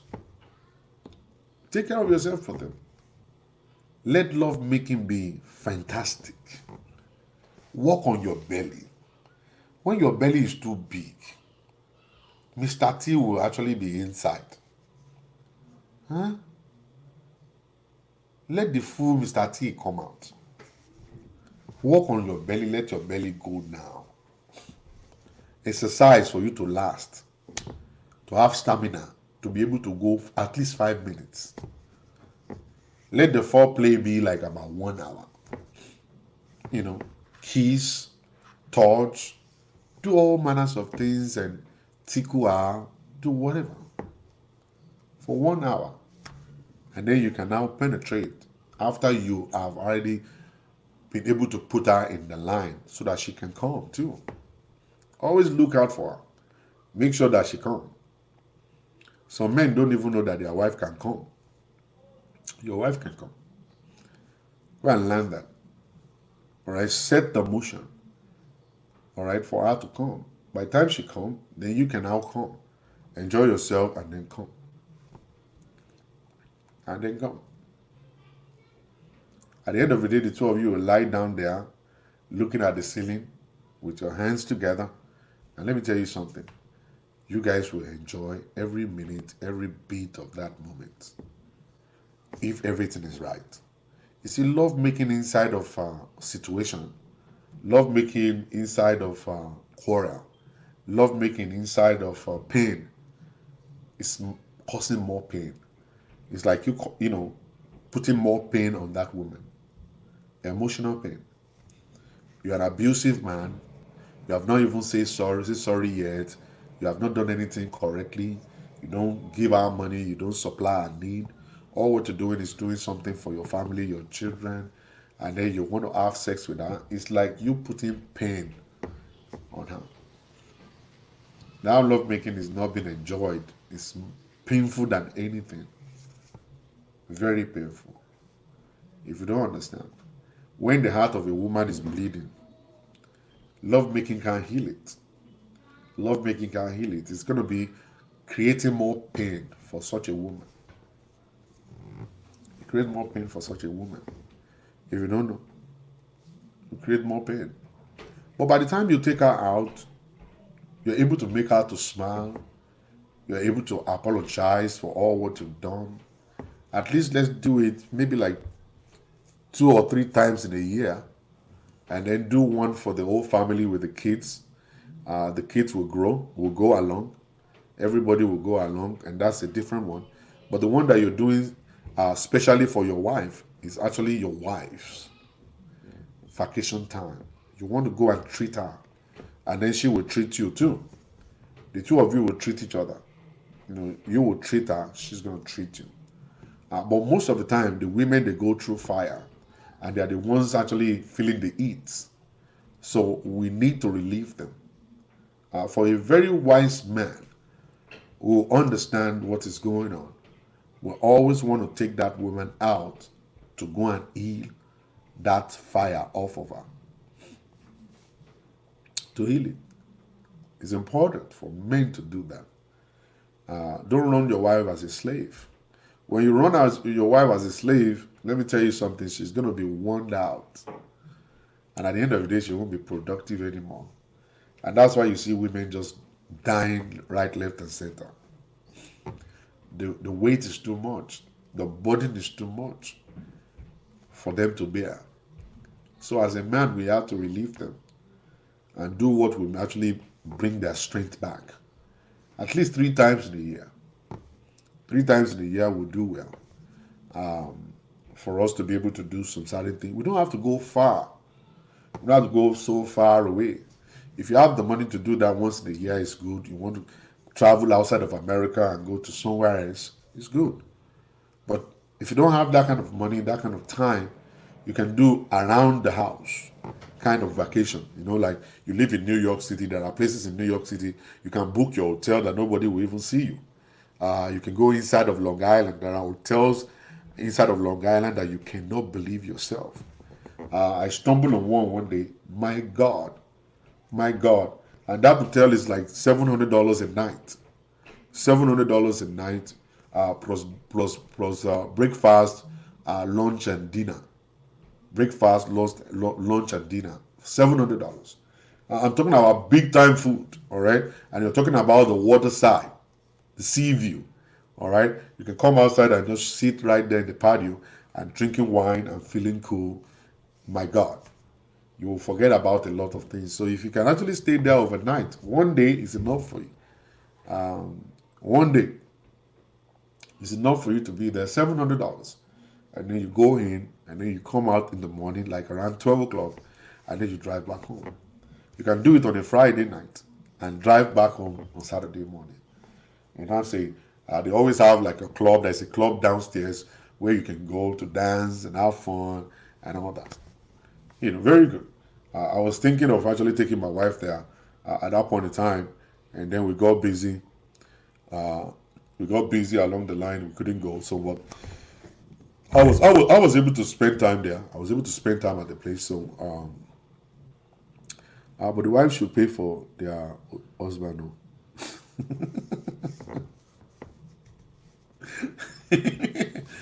you know so you will see that I spent a little time there. I was able to look around and walk all around the seaside and all that fantastic view. That's going to take our breath away. She will just lie down there, take the breeze, and then you guys can discuss and talk about it. And one funny thing, when you go into that kind of environment, you'll find out that there will not be any kind of argument. I want to tell you that. You see, you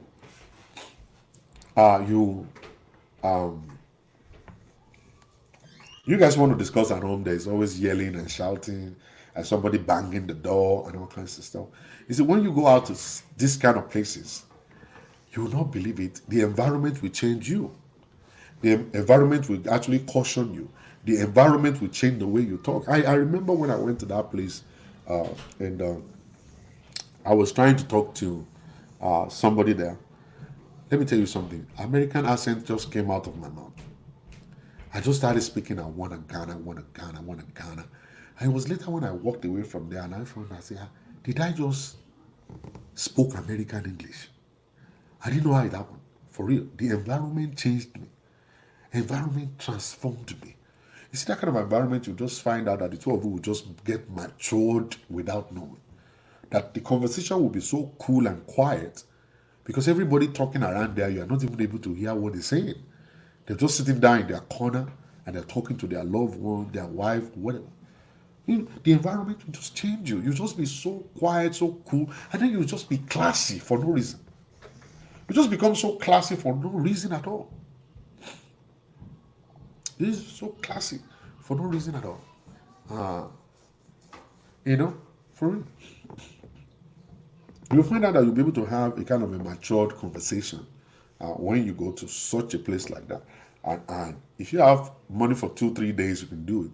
Or there are other places where the food is not included. You can go there, hotel for $300, hotel for $250. You rent one, you stay there, and you're going to be happy. At the end of the day, you drive home, you'll be fine. For real. It's something we should do. Husband and wife should do once in a while. All right. Then we need to now carry the whole family along for bonding. Let the children go along to play. Let everybody go along to play. All right. If grandma is around, you let grandma come also, and stuff like that. Grandma can take care of the children while you guys are busy doing other things, and all that. All right. These are the things that we need to put into consideration as a man. See, let me tell you something. Just jumping all around the place will not pay you. Jumping from one woman to another woman has never paid anybody. It's got no benefit at all. It's always very dangerous and it will cause disaster for you eventually. It's never going to pay you. The best thing for you to do is just to concentrate on your wife. Stay loyal. Stay truthful. All right? The money you are making, put it aside to treat your wife good. All right? And I want to quickly advise the women too. Try and support a good man. When your husband is good and doing the best he could, try and support him. And you'll find that you guys will have enough money to do whatever it is that you guys want to do. I want to quickly just cancel you before I go. You see, all of these, I want to go and build a house in Akure. I want to go and build a house in Abeokuta. I want to go and build a house in Ibadan. Cannot pay you. I've said it many times. But many of our men don't listen. And you know what is driving you? Pride and ego. Pride and ego is what is driving you. Now, many of you will say, I'm going to go and build a house in Akure. I'm going to go and build a house in Enugu. I'm going to go and build a house in Ibadan. And you now finish building the house there. And then it's a 4-flat building. How much are they going to rent the house? 100,000 per year. In 4 flats, that's 400,000. Now, multiply 400,000, convert it to dollars. That's like $1,200 in 1 year. What kind of stupid business is that? And let me tell you, see, this your children that you're growing here, they are not going to Africa. If you think they are going to Africa, they are not. No, those kids are not. They don't need your house that is in Akure. They don't need your house that is in Ibadan. They don't need your house that is in Abeokuta. They don't need your house that is in Lagos. Even though Lagos houses are actually better. If you build a house in Lagos, you actually have money to build a house in Lekki, or you build a house in Banana Island, or you build a house in Surulere or whatever. It's still better because you'll be able to get enough money monthly from those houses, to do something good for yourself. But at the same time, by the time you pass on, these kids are not interested. One funny thing about this kid is that once you give them good education, once you're able to send them to good school, and they become whatever, doctor, lawyer, accountant, nurses, or whatever, the salary they're going to be making, they will buy their own better houses. They'll get married. They'll get their wife to connect with them. They have houses and stuff. They don't, even the house you're living here, they're going to sell it. They don't need it. The house the house you're living here, that house you bought, is for you and your wife. It's not for those kids. Education is actually the inheritance you can give to them that will stick to them. Don't be building houses all around the place. It's a waste of your time, waste of your money. You will find out by the time you become 70, it will become a burden. That house will become a burden on you. All right? When you become 70, 80 years old, it will become a burden on you. And that's why you have to have a plan for the future now. Have a plan for your retirement so that you won't be depending upon $1 that is coming from anywhere or whatsoever. That when you now become old, you just find out that somebody that didn't labor for that house, somebody that didn't labor with you will be the one to take over that house, and that will be it. The sweat that something you actually labored for, another person will just take it and go. Just take it and go. And whereas you're supposed to give your children better education, and your children are now suffering here. They are struggling and looking for a way to actually make life to worth it because you didn't bother to send them to good schools. The money you're supposed to put into their lives, you are actually putting it into a mansion in Nigeria. You're building a mansion and wasting it. And it's because of our pride. If you know, well, America, let me go show them sample. I want to go and show them that I'm in America. I've been able to build a mansion in Lagos. And that mansion that you are building, by the time you go to Nigeria once every 4 years, you only spend 2 weeks there. And before they even finish cleaning the house, the whole house, 2 weeks is gone. You are ready to go back to America. And the person that is living there is the gate man and the gardener that is watering the flower. Those ones will now be bringing girls to the house. Those ones will now be doing all manners of things in the house. A house that they didn't even build by themselves. They will be living there, enjoying the breeze. And you are living inside the basement inside New York and wasting your money building a mansion in Africa. And the mansion is still there right now. And nobody's living inside. It's empty. Nothing's there. Nothing. And your children are not actually enjoying anything here. You actually lock them up in an apartment complex. They can't ride their bicycle. They can't do anything. You're supposed to give them a better education here. Give them a better accommodation here, where they can be free with a backyard where they can run around, with a front yard where they can ride their bicycles. Where they can ride their bicycles. And then they grow up having friends. And their friends can come over to stay in their house because there's space. Right now, your friends don't, your children don't have no friends. Their friends can't come over to stay with them in their house.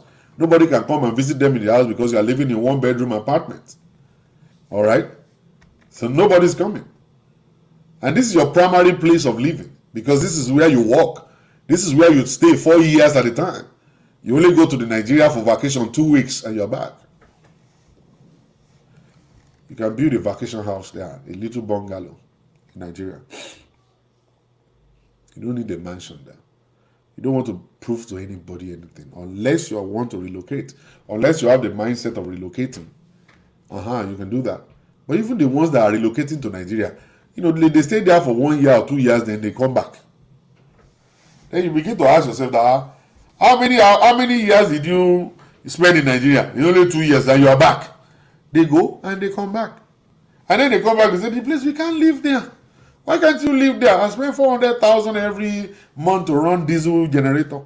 Oh, and there's no security at the place yourself. Then the medical stuff is not that great because now I'm sick, I'm old, I have to see doctor all the time. So let me stay around here to be seeing doctor. You only went to waste 2 years of your life in Nigeria and then to come back here because this is where your children are. Your wife is not going anywhere. Your children are here and they are all doing well. You are the only one that is missing out that they are not seeing, and you're living in Nigeria. And now you are back. How about the whole money you have gone there to squander? You actually spend over 40 million naira building a mansion. Okay, building a mansion there, and at the end of the day, it's a waste. Are you going to sell the house now? Yeah, I'm thinking. What are you going to do? You want to do Airbnb. But the house is not where anybody wants to rent it. You want to convert the house to hotel. Nobody wants to go to hotel in that kind of an area, of an area. You want to convert the place to short time place where the Ashewo people will come and be renting it 10 naira and stuff like that. They will tear down the house. The house will not actually have value again and stuff like that. It's better you sell it off. Bring the money here and get yourself a better accommodation, live your life and die happy. Die peacefully. It's better. And let them bury you here where your children can see you. Where they can take their grandchildren there to say, okay, this is grandpa's graveyard. Not like they bury you in Nigeria where your children's children can't even go to see your graveyard. And your history is gone. It's over. It's over. And the men that do this are the boys between the age of 38 and 50. Want to go and prove a point in Nigeria. They want to build a mansion. And when they come, they get a driver. I'll be driving them. They drive them from the airport and they will go, what's up? You doing, man? And I just got back. Just go back. And that's my house, man. I just built the house. We're gonna do a party tomorrow. I'm inviting everybody to my party, you know what I'm saying? And at the end of the day, they'll be talking like they don't even understand your begging. And one thing they don't understand is lower. And then you now find the armed robbers will now come to the house and just kill them just like that. Any afelamu meant to offend. Jim, only meant to offend. You don't know who loves you or not. Even among the family members, you don't know. Maybe your sister or your brother, you don't even know. It's just a pity that the ego is pushing us and driving us so hard that will destroy things just because we want to go and actually prove something to Africans. And the people that you are trying to go and impress are not impressed.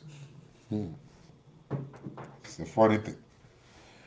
It's vanity upon vanity. The people you are trying to go and impress in Africa, they are not impressed. You think they are impressed? No, they are not.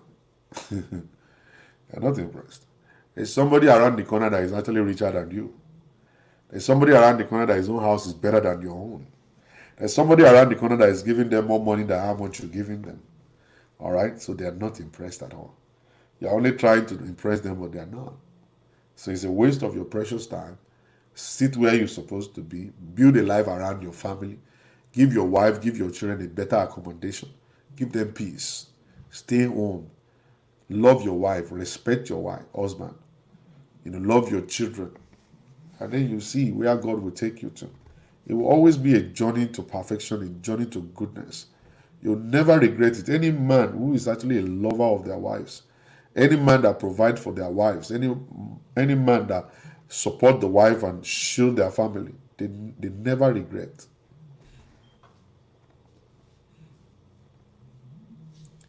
They never regret. ST, I just said it just now. If you want to build a house in Nigeria, build a vacation house. A small bungalow is good for you. If you want to relocate and you believe you're going to stay there forever, all right, you can build a mansion if you want. You can build a mansion if you want, but when you're doing it, make sure that you first of all give your wife and your children a better accommodation here, a better accommodation in this place. Then you can go and be doing whatever it is you want to do down there. But for you to now make them suffer here because you're building a house in Nigeria, that's not what is the right thing at all.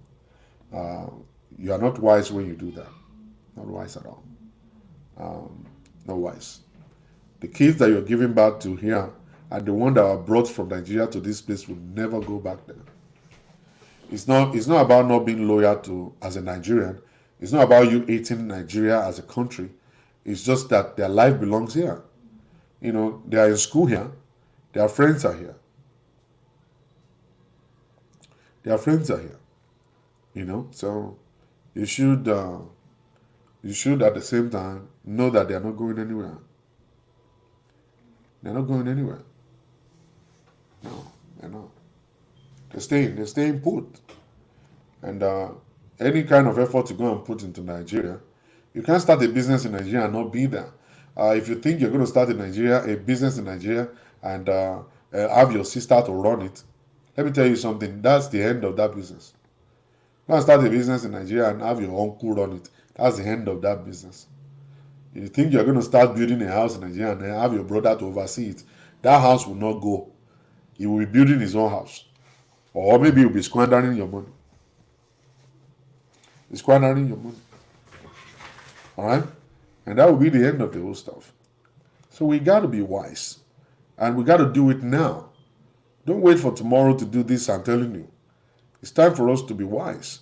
Go and ask people that have built houses in Nigeria and they are old today. Many of them are regretting right this moment. They're not finding it funny at all. This is where they belong. This is their life. They lived there for 40, 50 years of their life. They can't fit into the system of Nigeria again. They can't fit into the system of Nigeria again. If they go back there, they're going to be a stranger. They're going to be thinking the government's supposed to do this, the government's supposed to do that. They're going to be demanding for security. They're going to be demanding for this or that. It's a different ballgame. It's a different ballgame. So if you know that you want to really enjoy yourself, for real, just stay where you are. Create a life for yourself here in America. This is where you belong. This is your primary home. This is your primary home. Love everything around you. Cherish everything around you. And build your life around it. That's it. And when you die happy. And then they bury you here. And that's it. And that's it. Esther B. Doctor, please check your PayPal. Thank you very much. God bless you. Thank you for the gift. You know what I'm saying? So it's actually very good for you to hear it. It might not sound good right now, but it's going to sound good later. It's going to sound good. It's going to feel good later. It'll feel good later. That in another few years, you will always remember today. That I remember when I was listening to Pastor Shola, I formerly thought he was crazy. He was crazy, but he's not. I'm telling you the truth. And nothing but the truth. You know what I'm saying? That's what I'm telling you.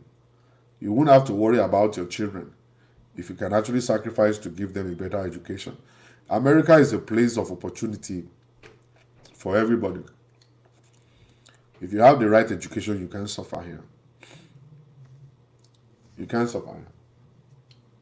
If you have the right education, you can't suffer here.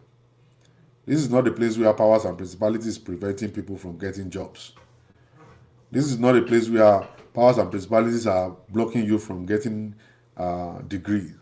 If you can get a very good degree here, a job will be waiting for you automatically. You will find a job. It might not be the kind of job you're looking for at the first time, but you can grow, up in the ladder. Okay? So the best of the best thing to do is to give that children, give them a very good education.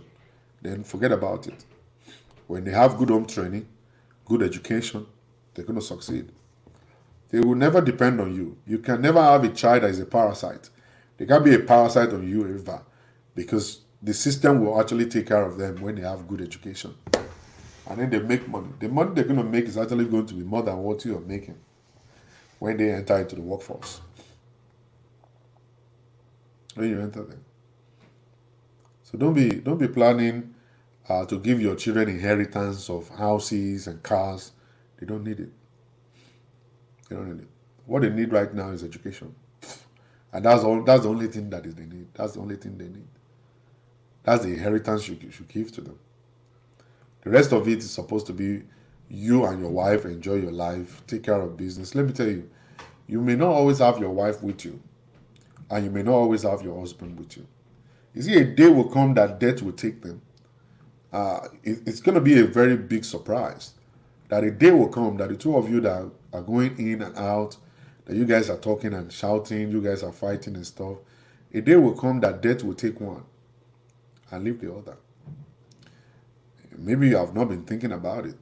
Every day of our life we're growing. The other day, myself and my wife, were talking about, hey, this person is 50, that person is 50. Hey, you are 50, you are 50 something, this are 50 something. And we're talking about it. We used to be 15, we used to be 13, we used to be 20. We're not growing younger. We're growing older by the day. And it is what we enjoy right now that we can enjoy now. Nothing more. You see, the time that one is going to be taken and one will be left. And that's going to be the time you now realize that, see, that it seems I miss this person. I miss this person. You see, like me, whenever I'm home, I'm just home. I'll be on my phone, I'll be doing whatever. The moment my wife is not around, there's a part of me that is just missing her. I'll be like, she's not there. And that's when I understand the presence, that there is something in the house or someone in the house that is not there. And that presence at that point in time is actually very important. And that person is not there. And I don't think about, in other families whereby the wife is gone or the husband has been taken away. You think about it. And that's going to be the time you will now cherish it. You now think about that, oh my God, how I wish I've done something good. How I wish I've taken care of this person. How I wish I've bought them these. How I wish I've behaved well. How I wish I've done these. And then you live the rest of your life in regret. You're going to regret every bit of it. Your life will no longer be the same again because you always regret. Because the guilt will always come and catch you. You'll always be guilty. You'll be guilty 24/7. You feel that guilt all the time. And that's why I was saying, you see, it's very, very difficult for you to marry someone whose wife died in abuse. Because they will always feel the pain. They will feel the pain all the time. And they will feel guilty that they themselves were the one that put the woman through that stuff. And that's what you're going to nurse all through your life. Because they will talk about that woman every day. They will compare you with that woman. They will tell you all manners of story about that woman. And you'll be very surprised. The kinds of story they'll be telling. So we don't have to wait until they're gone or we lose them for us to appreciate them. Let's appreciate ourselves. Let's do so. I'm thinking of changing myself. For real. I'm being truthful to you. I'm thinking of doing things right. I'm thinking of doing the best I can.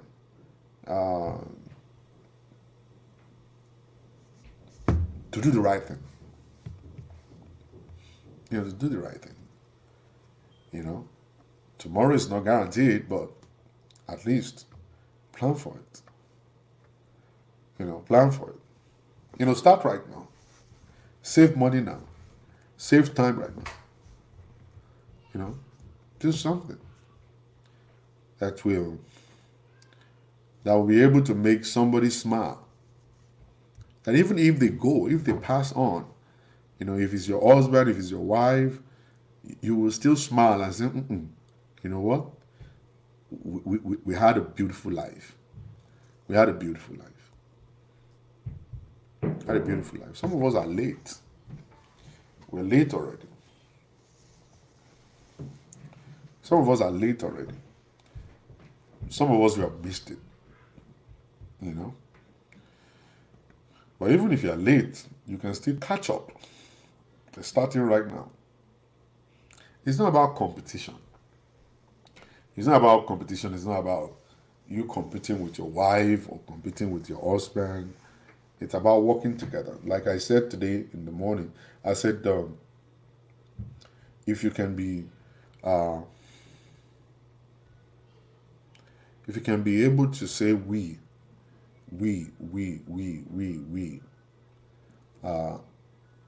are planning to save, our money, our house, our home, we are planning to do good together, we love each other, then you're ready for marriage. In as much as you are able to see us, you are ready for marriage. But if you only see me, mine, me, that's a selfish language. Hi is a selfish language, selfish word, and you're not ready for marriage. You're not ready for it. And that's what we are late. We are really late right now because it has been, all this while it has been hi, mine, me. It's time for us to start saying we. It's time for us to start saying our family, our money, we. If we can say that, if we can actually find a way to put that into action, we can catch up. It's time for us to start saying, I love you. You know what I'm saying? I love you. I love you. I love you is a kind of a very solid word or statement. I love you. I love you. And like I said before, when you say I love you, your environment will actually be majorly of love. Love will grow around you. Love will grow around you. So for husband that wants to listen, the ones that are willing to listen, that won't see the message like, oh, it's one-sided. Husbands that are ready to make a change in their lives, want to see through the eyes of God. The time is not gone yet. There is still the time for you to actually make a change if you really want to. If you really want to. If you really want to. It's time to do so. Because the time is coming when she'll be gone. Or maybe you'll be the one to go. It's not going to be funny. It's not going to be funny. All right. Is there any question that I can answer? If not, so that I can go and rest myself. Any questions so far? Let me, maybe, is anybody interested to come on the line? If you want me to share the link, I can share the link. If anybody would like to ask a question, can I please request you go one step further? Please call out the wrong mentality and attitude towards women wherever you see this being displayed, and use your influence to educate other men as well. Thank you very plenty. That's a good one, my sister. That's a good one. Hello? Yeah, hello. Good evening, ma. Are you trying to contribute on the show? Oh, all right. Hold on, ma. Hold on, ma. I'm afraid we're sorry, speaker. Hold on. Okay, sir. All right, go ahead, ma. We are hearing. Okay, sir. Good evening, sir. Good evening, sir. Good evening. We are hearing, ma.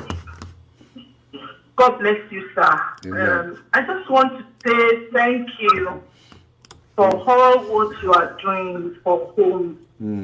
We really appreciate you. Thank God. It's an eye opener, and you are teaching us so that our next generation can even be better than ours.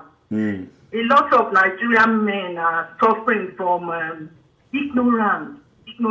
Call ignorance that is really worrying a lot of them. And this is the way my dad did it. This is the way my grandfather did it. Are those women in those marriages really happy then? No, our husbands are not happy. They are just there because of the children. God bless you, sir. I just want to say that I appreciate you. All right. My household, my next generation appreciates you, sir. Thank God, man. God bless you. Thank you bless for you what too. you do. All right, man. Thank you very much. Bye. Bless you too. Yeah. Bye, sir. Well, the telephone number is there on the wall, 405-550-5135 for those who would love to call in on the show. Maybe you have a contribution or maybe you have a question. You can actually do so. Go ahead and make that phone call, 405-550-5135. You know, it's time for us to change. Let's change things around. All right? It's actually very good for things to change because it's going to benefit every one of us. Where are you running to as a man? If you run and leave your home, you run and leave your family, it's actually you are pushing the old sadness and crying, you're pushing it forward. Because one day will be one day your children won't make it in life. Your children may end up becoming... Hello? Pardon, Pastor Shola. Yes, ma'am. God bless you, ma'am. God bless you. Yes, sir. Aduwe, Yes, sir. Actually, mini ST lórí kini chat here. Okay. You know, before my late husband died, we were married for 17 years. Okay. We were total opposite. In fact, we got a one again, party. Okay. You know. So, but I first of all, like, oh, that didn't come and daddy one. And we have 3 children together, 2 boys and a girl. Okay. You know, after 15 years, I told him, I said, I love to explore. Paris has always been my best destination. When we came to America through visa lottery, and he went back to school, he was an electrical engineer. Okay. I wanted to study nursing, but one thing or the other. So when I got to the States, I started. And now God has blessed us. We're doing okay. Check out love vacation? No. You mean love vacation? No. Only ticket. You know, this marriage is a mystery. When you do a thing over and over again, after 10 years, marriage is boring. A fear of God. So we need to spice it up. Yes. Like you said, hold your wife. Kiss your wife. But the culture to affect the upbringing one. You married me, you paid my dowry. Why can't you hold me? Why can't you kiss me? And when we come into a new culture, we should try as much as possible. Kind of, blend with the same culture. But an African men, why they don't want to do that, they are just too rigid, Thank God for the fear of God. Àwọn nǹkan kéékèèké tó máa ń kọ̀ sí wàhálà nílé ni ẹlòmíì wọn eat out rẹ̀. And gbogbo ọ̀rọ̀ tẹ̀ ń sọ yìí, the money to do all those things, do you know they are not expensive? No, they're not. With $20, depending on the eatery joint you go to, you can get a plate $10 per plate, and you have fun. And those are the memories that stay forever. Yes, ma'am. Thank you very much, man. Bless you, man. Thank you for calling. Bye. All right, I know some people have been calling. Somebody called from Kenya. You can go ahead and call back. The telephone is open right now. I would love to listen to what you got to say. Some people have called in from London also. I saw +444 people calling from London. You know what I'm saying? So we can go ahead and call. Going on vacation is not that expensive. You can actually go very close to the house. You don't have to go far away. All right, but it requires genuine love anyway. Hello, hello, Oh, hello. hello. Hello, is that Pastor Shola? Yeah, this is Bajola. Oh, good evening, Pastor. Quincy Lopela to London. Okay. Yeah, this is Quincy. Yeah, I just want to contribute. I was following the Go ahead, man. program, and yeah, it's very, very, very interesting because it's live. It's as if you've seen what most of us have gone through in the hands of this Nigeria. I mean, in the hands of Nigeria men through our relationship. Pastor, honestly, when you go out on Saturdays, like in the morning, when you go out on Saturdays to all those leisure centers, Saturday football where the kids go to swimming clubs, you will see white men bringing their children to all those activities. But then you will see Nigerian women dragging the children to the activities. They've done it Mondays to Fridays. Saturdays again, when the man's supposed to give them a break, they're the one that is doing it. Why? They said when you are in Rome, you do like a Roman. If the wife has been doing everything Monday to Friday, doing the school runs, keeping the home Monday to Friday, what disturb our men from actually giving that woman a break? They think the moment they give that woman a break, that okay, this is your time. I'm giving you a break from the children. Go and look after yourself. They automatically think that woman is going to go and do something else, or go and meet man or cheat on them. Yeah. It is very, very ridiculous. They come to you, they'll think, the women are now in a country where women have more powers, where women are seen as vulnerable. Now you can talk, you can do this. That is not the case. The case is these men come from Africa with the mindset that, oh yeah, my father will sit down and my mom will put food on the table. Yeah. The mom is putting food on the table because the father is looking after their mom. The father will give the mom money to do the hair, money to buy clothes, money to do everything, money to look after the children. The father will even tell the mom not to work back in those days. But then they want to come to another country where there's equal opportunity, there's gender equality, there's opportunity for women to develop themselves. But you still want your wife to be working, contributing, and still be doing like what your forefathers, and still want to be living the way your forefathers were living. It is not done. And this is why, there's so much problem in Nigerian relationship within our culture. Yeah. It is, why can't they say, Pastor, let me tell you something. All those people that need to hear your words, there's one you will not see. It's the problem, but they will not join, they will not come to the program because they don't want to hear it, because they think, you're educating women. But you're not. We already know what you're saying. We're just happy that you're sharing it, you're putting it on there for them to hear. So God will continue to bless you, and I'm so happy that I didn't miss this program tonight. Thank you, Pastor. God bless. God bless you too. Thank you very much, man. Yes, I like she rightly said, when we talk about ladies' night out. Let's make this call. Hello. She rightly said, Hello. about ladies' night out. Hello. Hi, can you hear me? Yeah, when you refuse to turn what you're using to hear us off, you just interrupted the whole show. Oh, wait. Hello, we can hear you. Okay, great. Hi, Dr. I said, Dad, you're Dr. too, right? Not just Pastor, right? Yes, I am. I'm just going to say Dr. Pastor Shola. Yeah. So I just have a contribution. Okay. I grew up in Lagos. My parents, I lost my mom already, and my dad was absolutely amazing. He's in his 80s now, so he's one of those guys from those days. But he took care of my mom like she was an egg.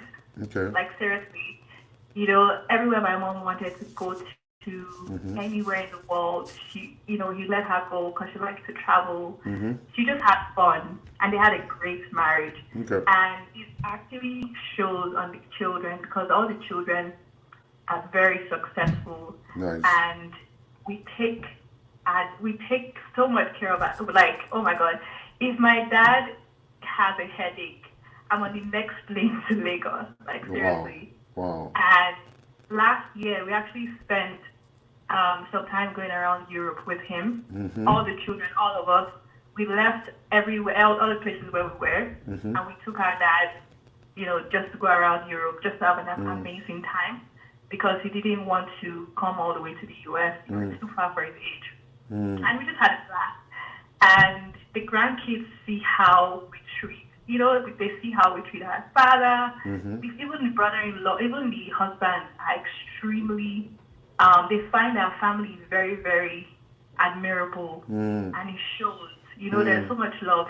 So my advice, I'm just trying to say to men that just because you think you have power now, don't abuse the power that you have, because there's so much blessing in your future if you take good care of your family. Your children are watching. They Your are. grandkids are watching. Eventually when you have grandkids, and it really shows on you when you grow older. Yes, it will. And that's pretty much it.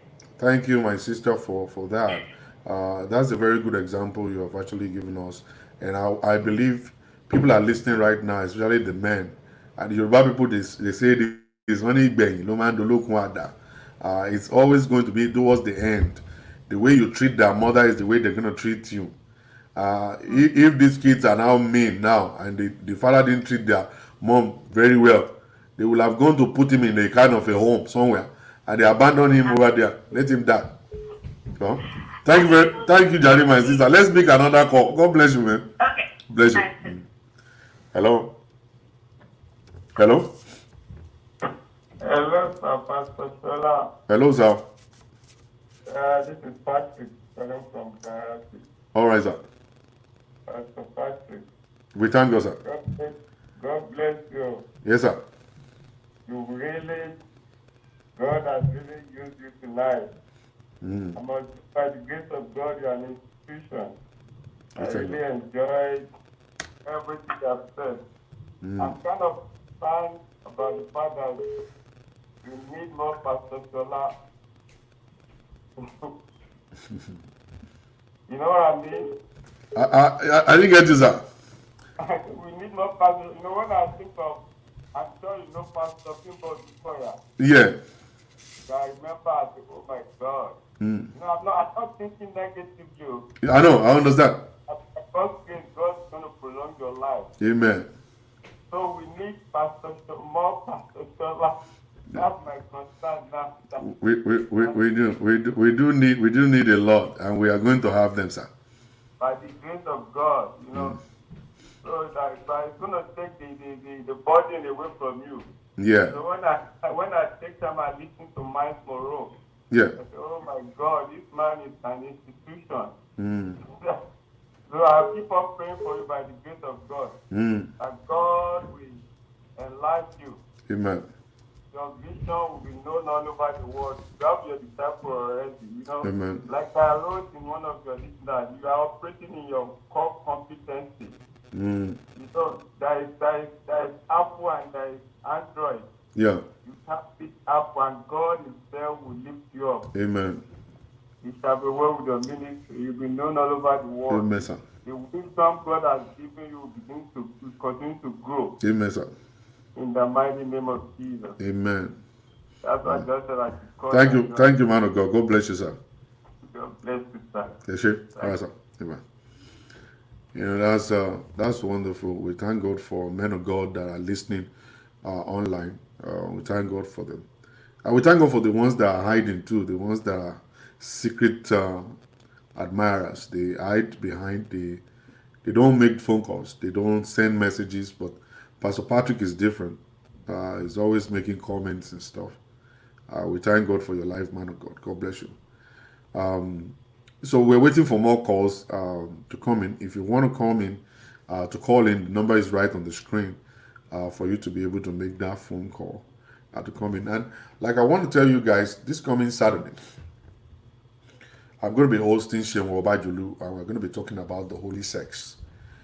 Sex in a Christian home.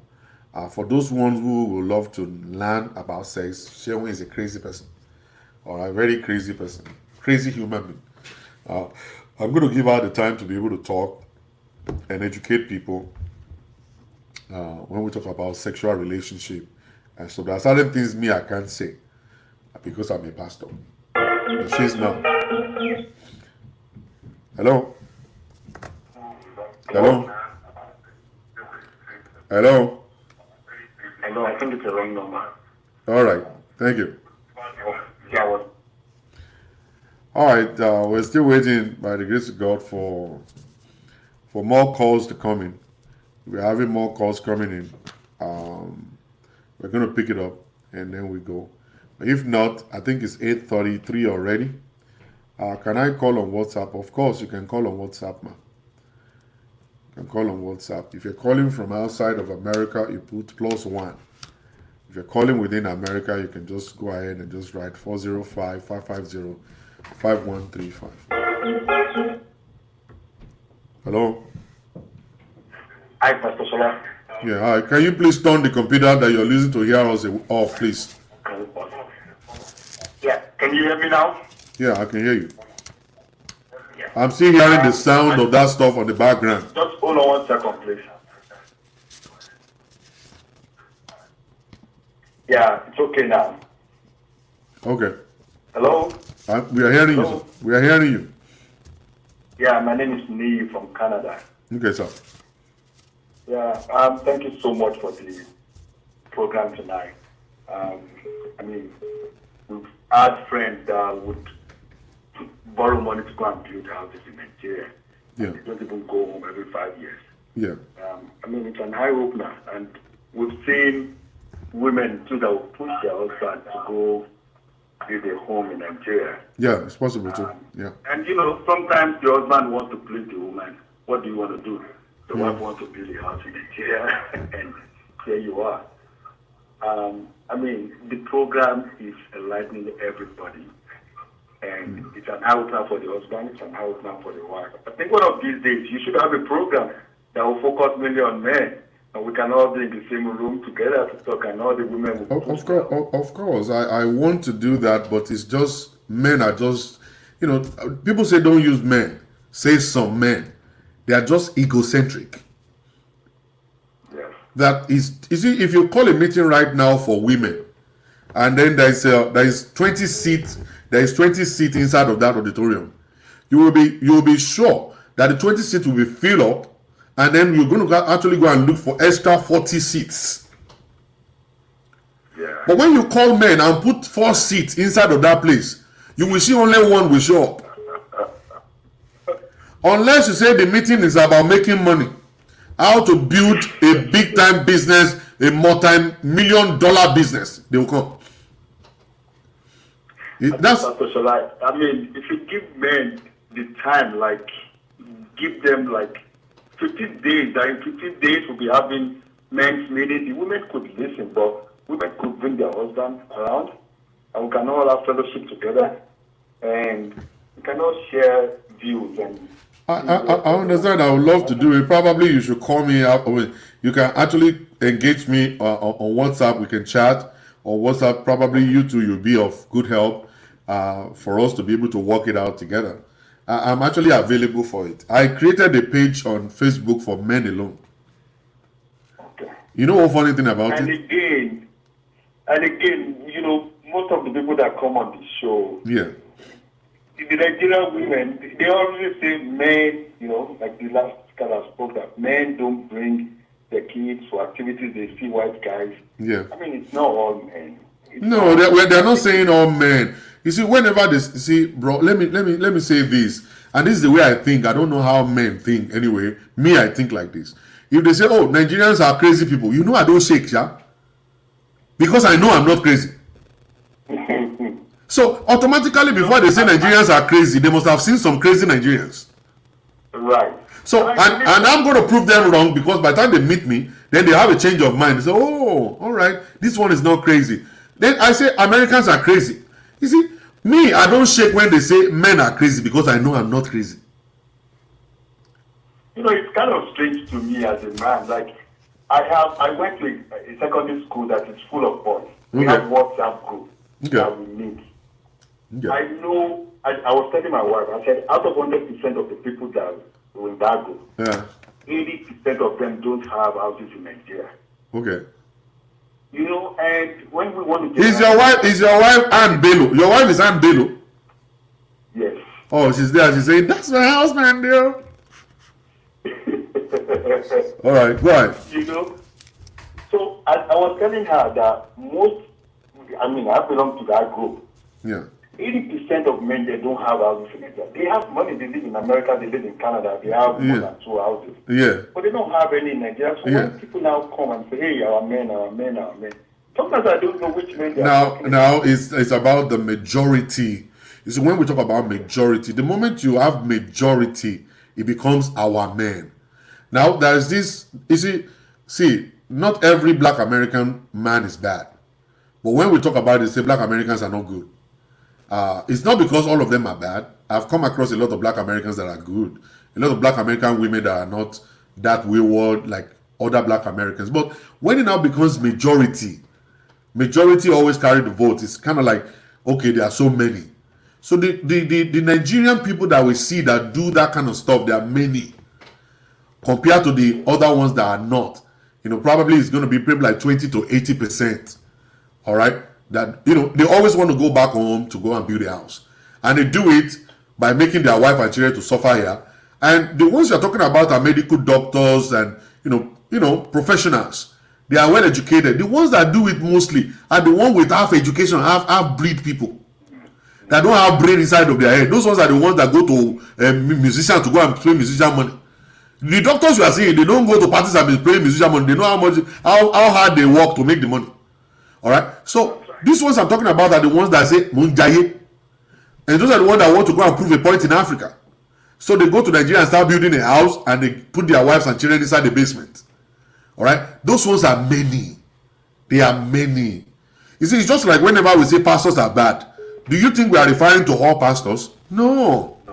Pastor Adeboye is not a bad person to me. Understand? Reverend Sam Adeyemi is not a bad pastor to me. Reverend Victor Adeyemi is not a bad pastor to me. Reverend Ayodane is not a bad pastor to me. But when we say pastors are bad, it's because majority of Nigerian pastors are rogues. Yeah. Thank you very much for calling, my brother. God bless you. All right, man. Yeah. You know, that's what we're saying. So pastorally, I don't believe in shaking when I'm not guilty. Hello? Can you turn the computer off? We are hearing the sound at the background, please. Oh my God. If you're calling us, when you are making a phone call to us, turn your computer off, or your telephone that you use in hearing us, turn it off. Hello? Hello? Hello? Hello, Pastor Shopper. Yeah, hello, ma'am. Good evening, sir. Good evening. And thank you so much for hosting tonight's show. Oh, we thank God. Yeah, so I was the member that actually posted about, you hosting a nationwide meeting, men only meeting.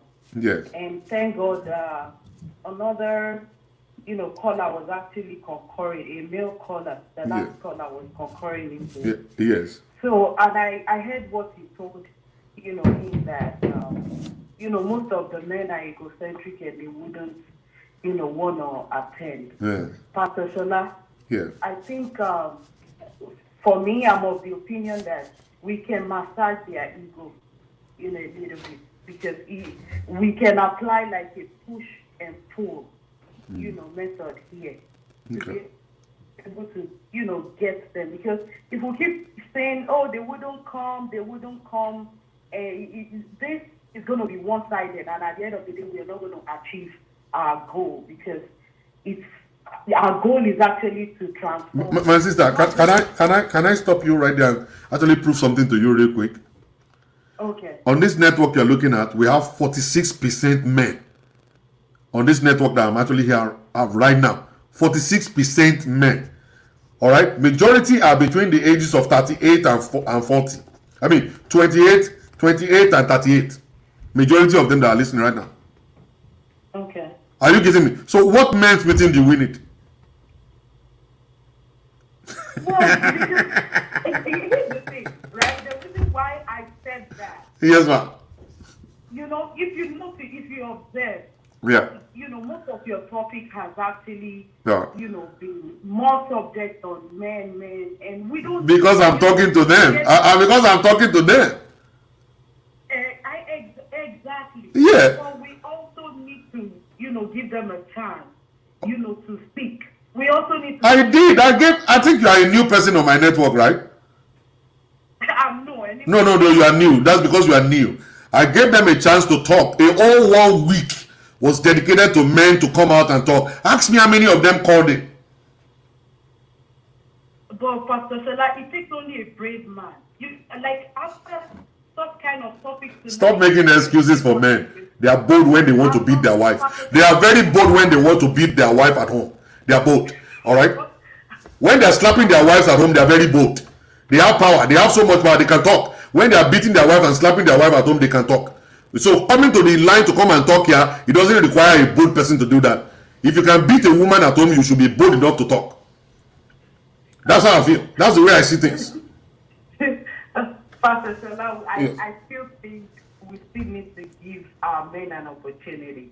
Okay. Because the goal, our focus should be the goal, and we're not going to be distracted about, Okay. you know, the attitude that they actually put up. That is what I'm thinking. Yeah. Because if we want them transformed, I'm saying this because, you know, I've heard you talk about, you know, Reverend Sam Yeah. a lot. And he's my pastor, right? Yeah. That's who I submit to. Okay. So in the church, I'm sure you should know that. You see that it is balanced. You can attend this and it is more of women. You understand? And you don't see men. Mrs. Scholar, you don't understand my ministry at all. My ministry is not Reverend Sam's ministry. Every one of us, we are unique. You cannot influence me to do what I'm not called to do. Always know that at the back of your mind. It's not given to you to influence me. I'm the one who God called to speak. What He gave to me is what I'm doing. What you think doesn't really matter. You see, if God is actually leading you to start a ministry for men, I will definitely support you. I will. For real. Yeah, for real. What God is telling me, you can't come and give me assignment that God has not given to me. Are you getting my point now? I will never say, oh, Reverend Sam, I love Reverend Sam so much, I listen to his message, but I will never go to him and say, Reverend Sam, this is what you should change from your message. I will never. No, I'm not saying you. No. So what Reverend Sam is doing and all kinds of stuff is doing, that's what it is. You see, my message is balanced. Because what I'm doing is I'm talking to the men to behave correctly. And the head is supposed to change first to change the neck. The neck is not the first thing that will change, but the head. Very true. So no, you don't understand that. You believe I'm bashing men. You believe I don't give them chance to talk. Oh my God. And that's what I'm doing. That's what I'm doing. That's what I'm doing at all. I'm really sorry about that, man. So if Pastor Shola, if Yeah. all these men go into hiding, Yeah. because And I want to tell you that all these men are not going to hiding. You see the ones between the age of 38 and 40, they talk to me like you see them on the line talking. Those are the ones talking. Those ones want to change. You can't force men to change if they don't want to change. The ones you are referring to are the ones from 45 upwards. Those ones to change in their life is in the hand of Holy Spirit. There's nothing you can do about it. I have over 70 young men. 70 young men that are actually in my class. Right, I'm talking right now. This moment I'm talking. I have over 2,000 WhatsApp groups. And they are majorly men that are there. If you care to know. Those ones that are ready to listen to instructions. I'm not ready to massage people. I'm ready to eat them in the head if they want to listen. I'm not here to come and cajole people to come and listen. If they want to let them, if they don't want to, let them leave it. That's their palaver. You see, life will bring them back. We are telling them right now they refuse to listen. Life will bring them back. by then it would have been. Of course, let it be late. By the time it's late, then they wasted their lives. They wasted their lives. Alright, the ones that will listen, the ones that won't listen. Even if I decide to do men's conference, the ones that will listen, the ones that won't listen will still not listen.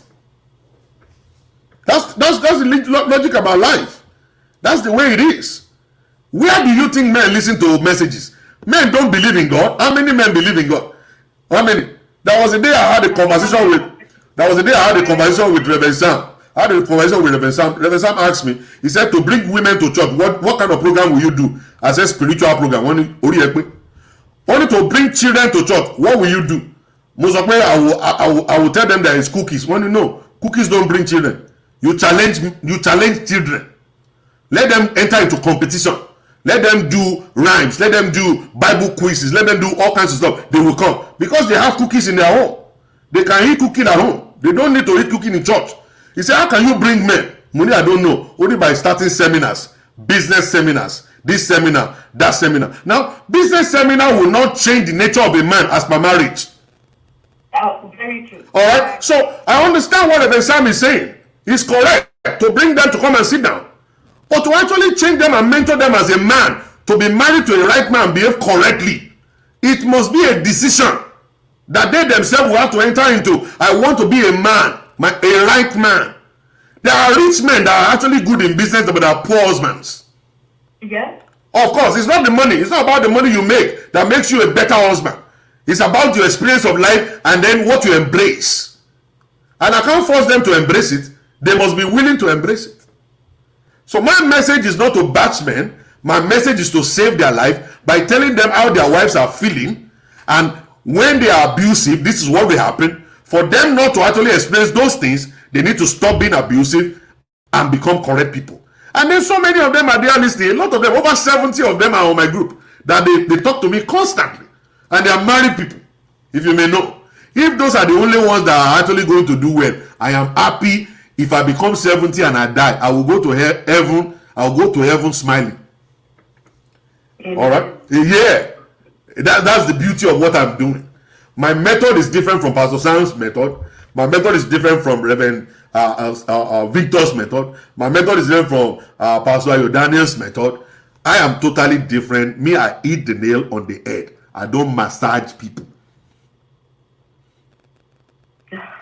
Yes, ma'am. It's well. It is well, ma'am. Thank you very much for calling on the show, man. God bless you. Yeah. I don't. If they want to listen, let them listen. If they don't want to listen, fine. They're fine. People make up their mind to be able to do something they want to do. If you don't want to do it, fine. If you want to do it, good. You're supposed to come to an understanding that I want to be a good man. You have to come to an understanding. Nobody should teach you to treat your wife correctly. All right? Nobody should beg you to treat your wife correctly. It's supposed to be a choice that I want to treat my wife right. It's a choice.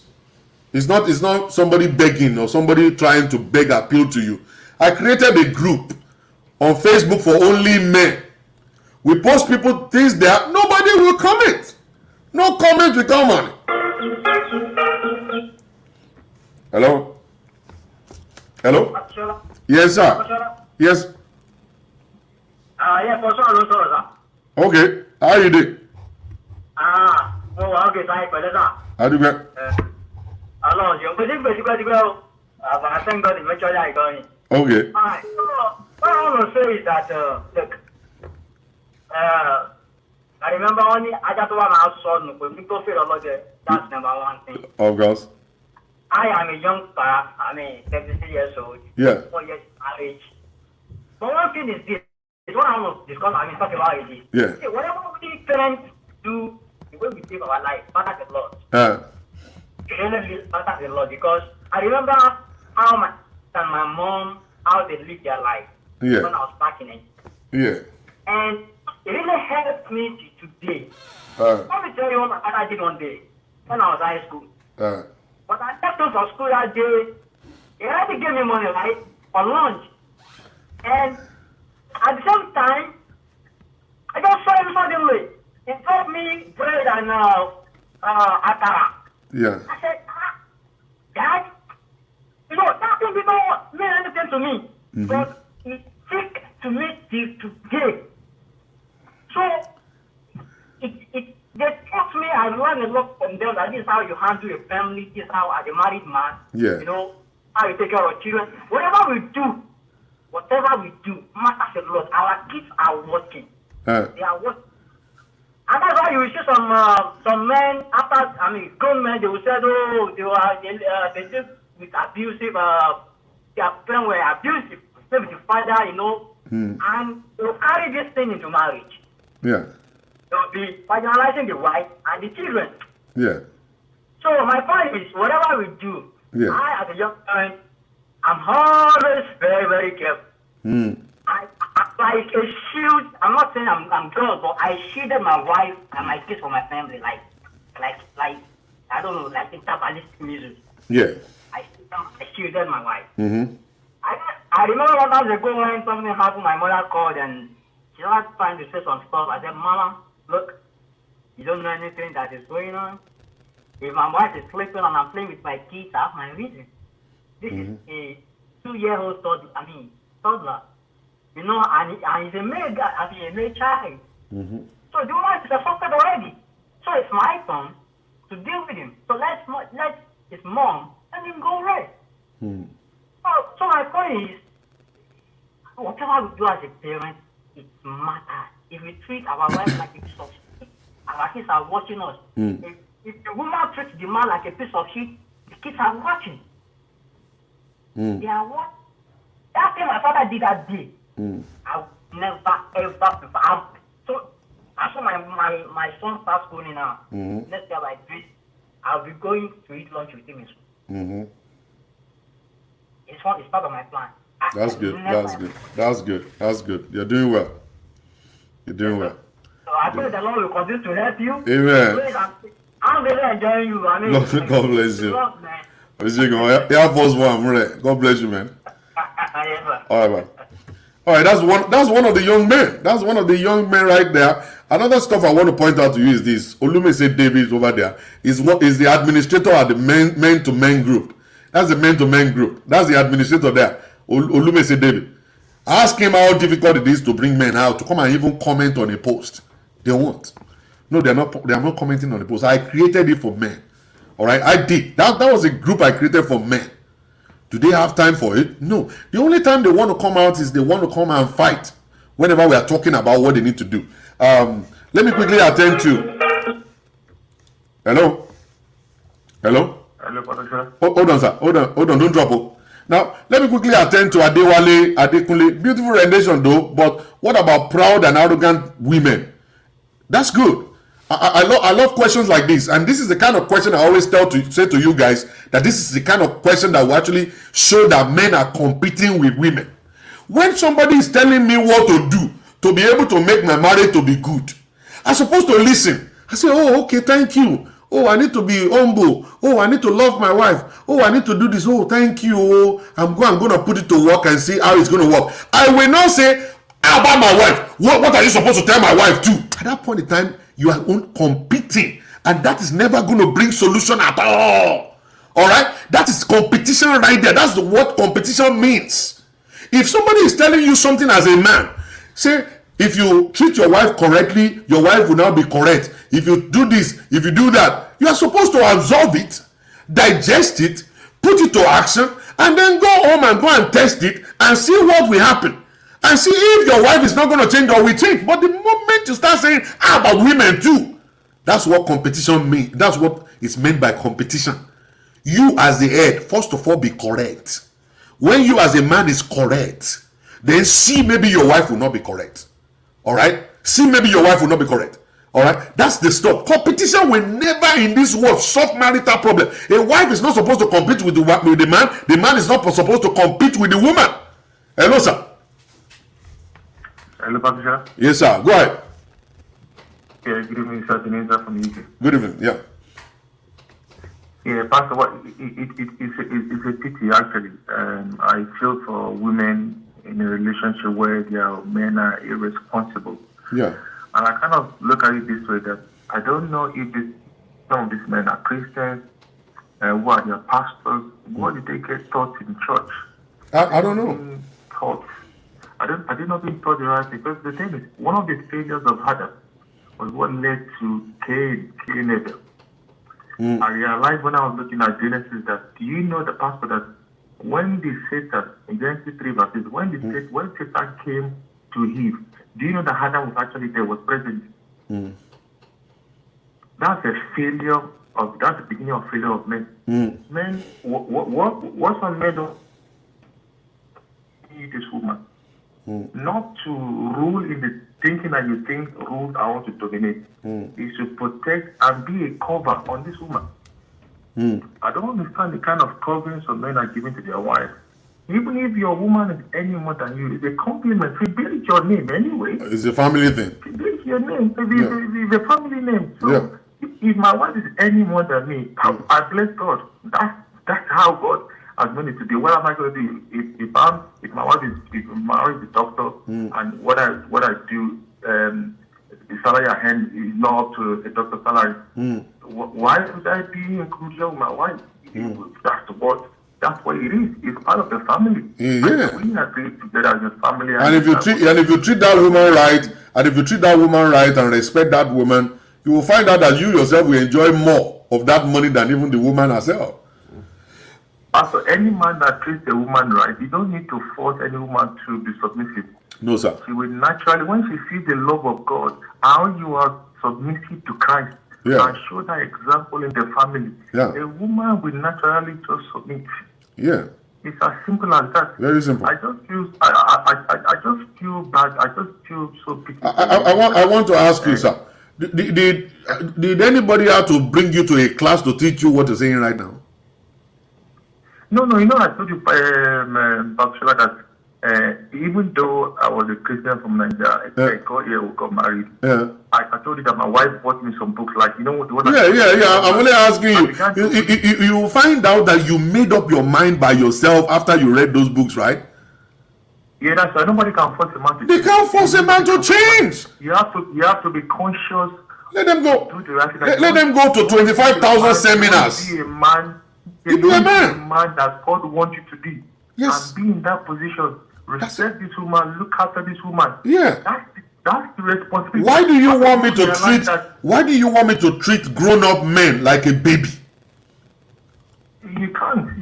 Anybody that wants to listen will listen. Yeah. After you realize that even when in the Garden of Eden, God said, Adam, where are you? He didn't say, Adam and Eve, where are you? Yeah. He placed that responsibility in the hand of that man. On the man. To look after this woman. Why did you allow this woman to be tempted by a snake? Where were you, Adam?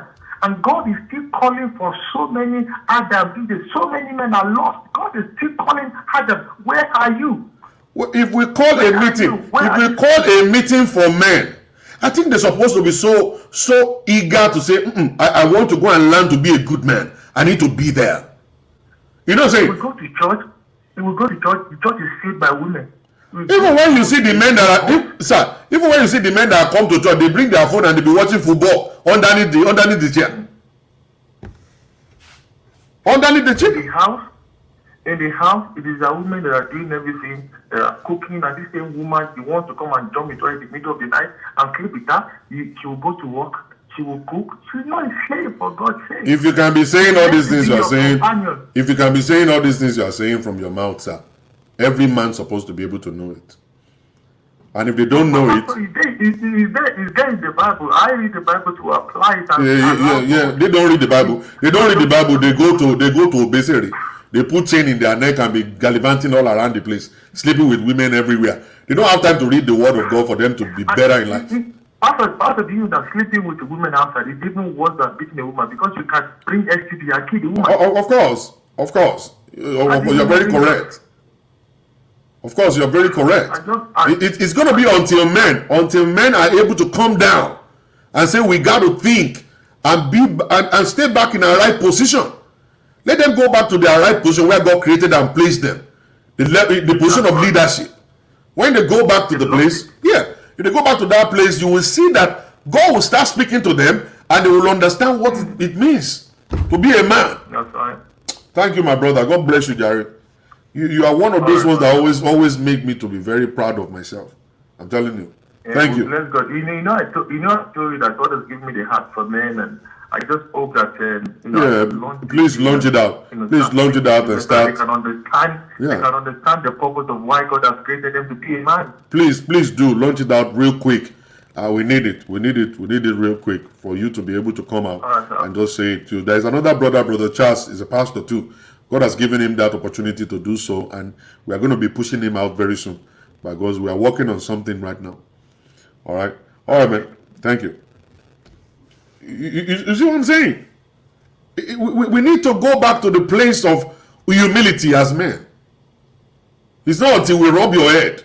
It's not until we lie to you and say, come and take goody. Or we say, come over, come and take pop. Marriage. Are we supposed to tell you that? That's not the way we do things. If you cajole somebody to make them to that is the way they're going to live. Their heart is not going to be open to it. They have to have personal conviction that I want to treat my family right. I want to treat my wife correctly. What can I do? Let me search for knowledge. Hello? Good evening, Pastor. Good evening, madam. Yes, sir. Yeah. I just want to contribute a little bit to what you are saying, sir. Daddy, thank you for the program. Yeah. Yeah, like you always said, and the last caller, like me, I really give God all the glory for my husband. He's my husband. I always call him my boyfriend and everything. And I always tell him, if there's another world for me to marry again, I will marry him. Okay. And I always pray for my only daughter that I wish you marry somebody like your father. Amen. My husband has been good and he has been there for me. Yeah. I'm a nurse and he's the one that stood by me to become what I am today. Amen. Thank you. We do everything together, virtually everything. Glory to God. My kids, I told my daughter, I told my two boys, I said, when you guys are going to marry, by God's grace, you are going to bring your husband, you're going to bring your wife, and you're going to see the way as your daddy and I are doing everything. And anybody that cannot go with us the way we do it, then they can't marry you. Yeah, because I remember when I want to marry my husband, I took him to my aunt in Ondo, and she said that because of what she went through with her husband in London, she said that, oh no, Betola is not going to do this with you. And my husband frustrated for her. She said, you know what? My own mother doesn't even know how much they sell pepper outside. That my father does everything. To God be the glory, Pastor. I'm not going to lie to you. Except if my husband virtually, we do everything together. Everything. And even when I'm in Timberloin, when I'm pregnant, my husband is there. Everything. The day I check, I'm pregnant like this. The day I give back, my husband is there. And even when I are you giving your husband peace? Yes, sir. Does he have to beg you to give him respect? No, sir. Okay. Now, because he has done what he has done, you have no other option but to respect him. Exactly, sir. All right. That's what we're saying. Why can't the other men understand and get it into their head and say, okay, respect will bring respect. If I bless my wife, I respect my wife, I take care of my wife, this is going to happen. Whatever it is that she needs, I give it to her. Automatically, she'll give me rest and give me peace. Exactly. That's what it is. Very simple. To buy my customer things I use for myself. Yeah. The one that buys, he knows the number of my brand, he knows the number of everything. He bought everything. Even my don't tell us that. Don't tell us the number of your brow. I'm a young baby, Daddy. Don't tell us. I'm a young baby. Just to let you know that, I mean, the kind of... I know. You are blessed. You are very blessed. You are not lucky, but you are blessed. I really appreciate everything. All right, God bless you. God bless you. Hello. Hello, Pastor. Yes, hello. Thank you, sir. Thank you for everything. I've been following you, and I appreciate your efforts and everything. Honestly, we thank God. I'm so happy. Yeah. But there's one thing I learned is that most of us, I'm talking about the African family. Yes. Our parents must have made one mistake. Like my father has 7 wives. Okay. So yeah. But the way. Then maybe they didn't get anybody to put them through, to enlighten them, like what you are doing now. Our men should listen to you. Oh my goodness, I missed a car.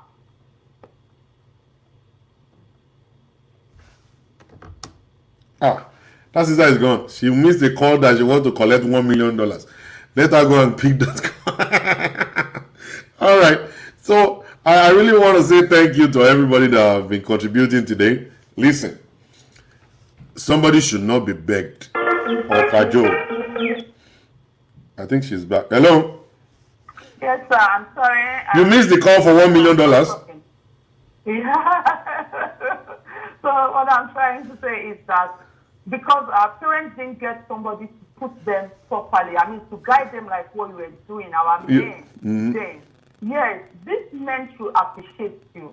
We are not talking against No, they don't appreciate me. They believe I hate them. No, they should. No. In fact, you are telling them how best they can keep us, how best they can make the home, how they can even find joy in the house. You're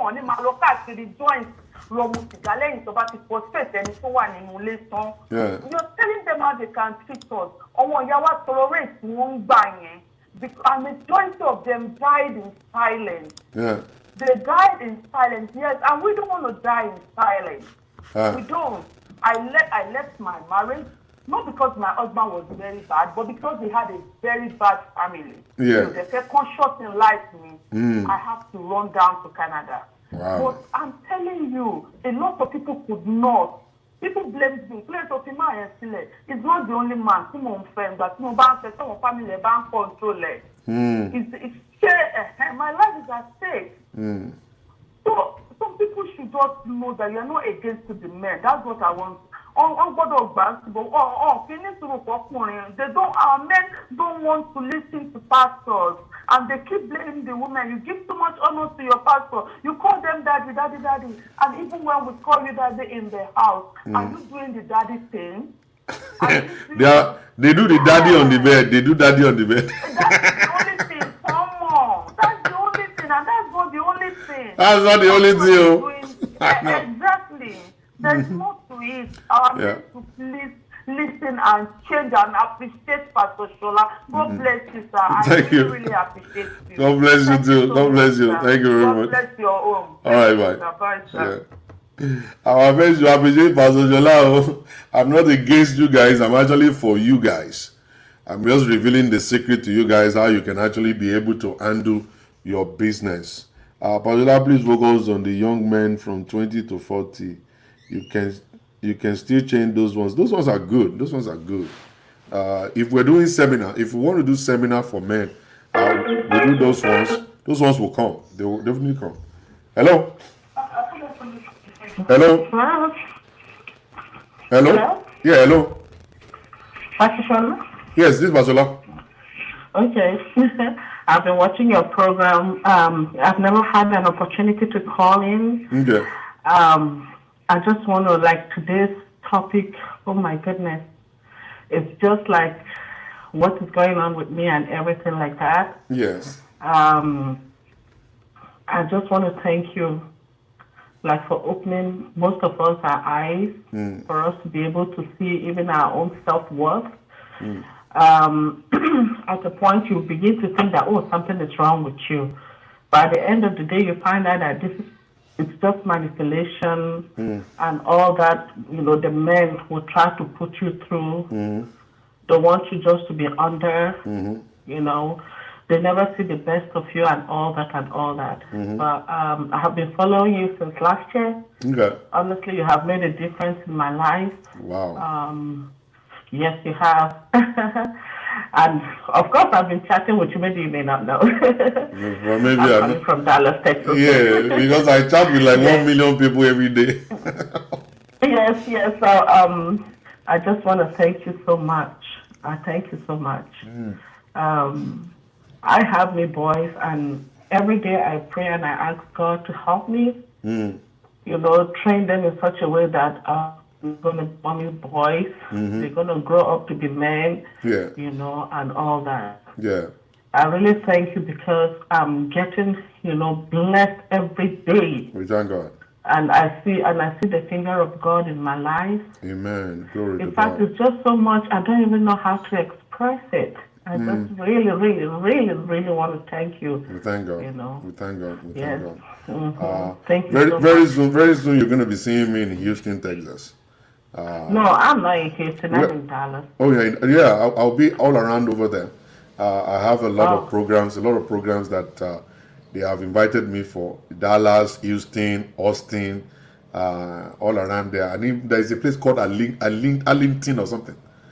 Okay, Arlington. Oh no, I live in Dallas. I know. I have meetings all around there, all around over there. I have a lot of meetings here. All right. So we'll definitely see one of these days. Yeah, Pastor Shola, if you are coming, let me know, because I will take off work and I need to be where you are. I need to really listen to you, you will see live, and you will see I me want live. to bring my voice to come see it. I'm a bad guy when you see me live. I'm actually I'm actually very bad more than when you see me on TV. No problem, Bawahala. It's okay. It's okay. None of us is good after. All right. We're just being there by the grace of God. So that's right. That's right. God bless you. Thank you very much. God bless you, Pastor Shola. Bless you too. All right. Oh my God, Pastor Shola, how do you move to Dallas? I will move to Dallas. Don't worry. What's your PayPal so I can bless you for this knowledge? Okay, let me type it in there as I close. You can use my email address, this email address for my PayPal. If you want to bless me, you can use that email address, sholaadioye@live.com. For people that are on YouTube, you want to bless me, you can do the super chat to bless Pastor Shola there. For you who are on Facebook, you can actually use PayPal with that email address, or maybe you can use Zelle with my phone number.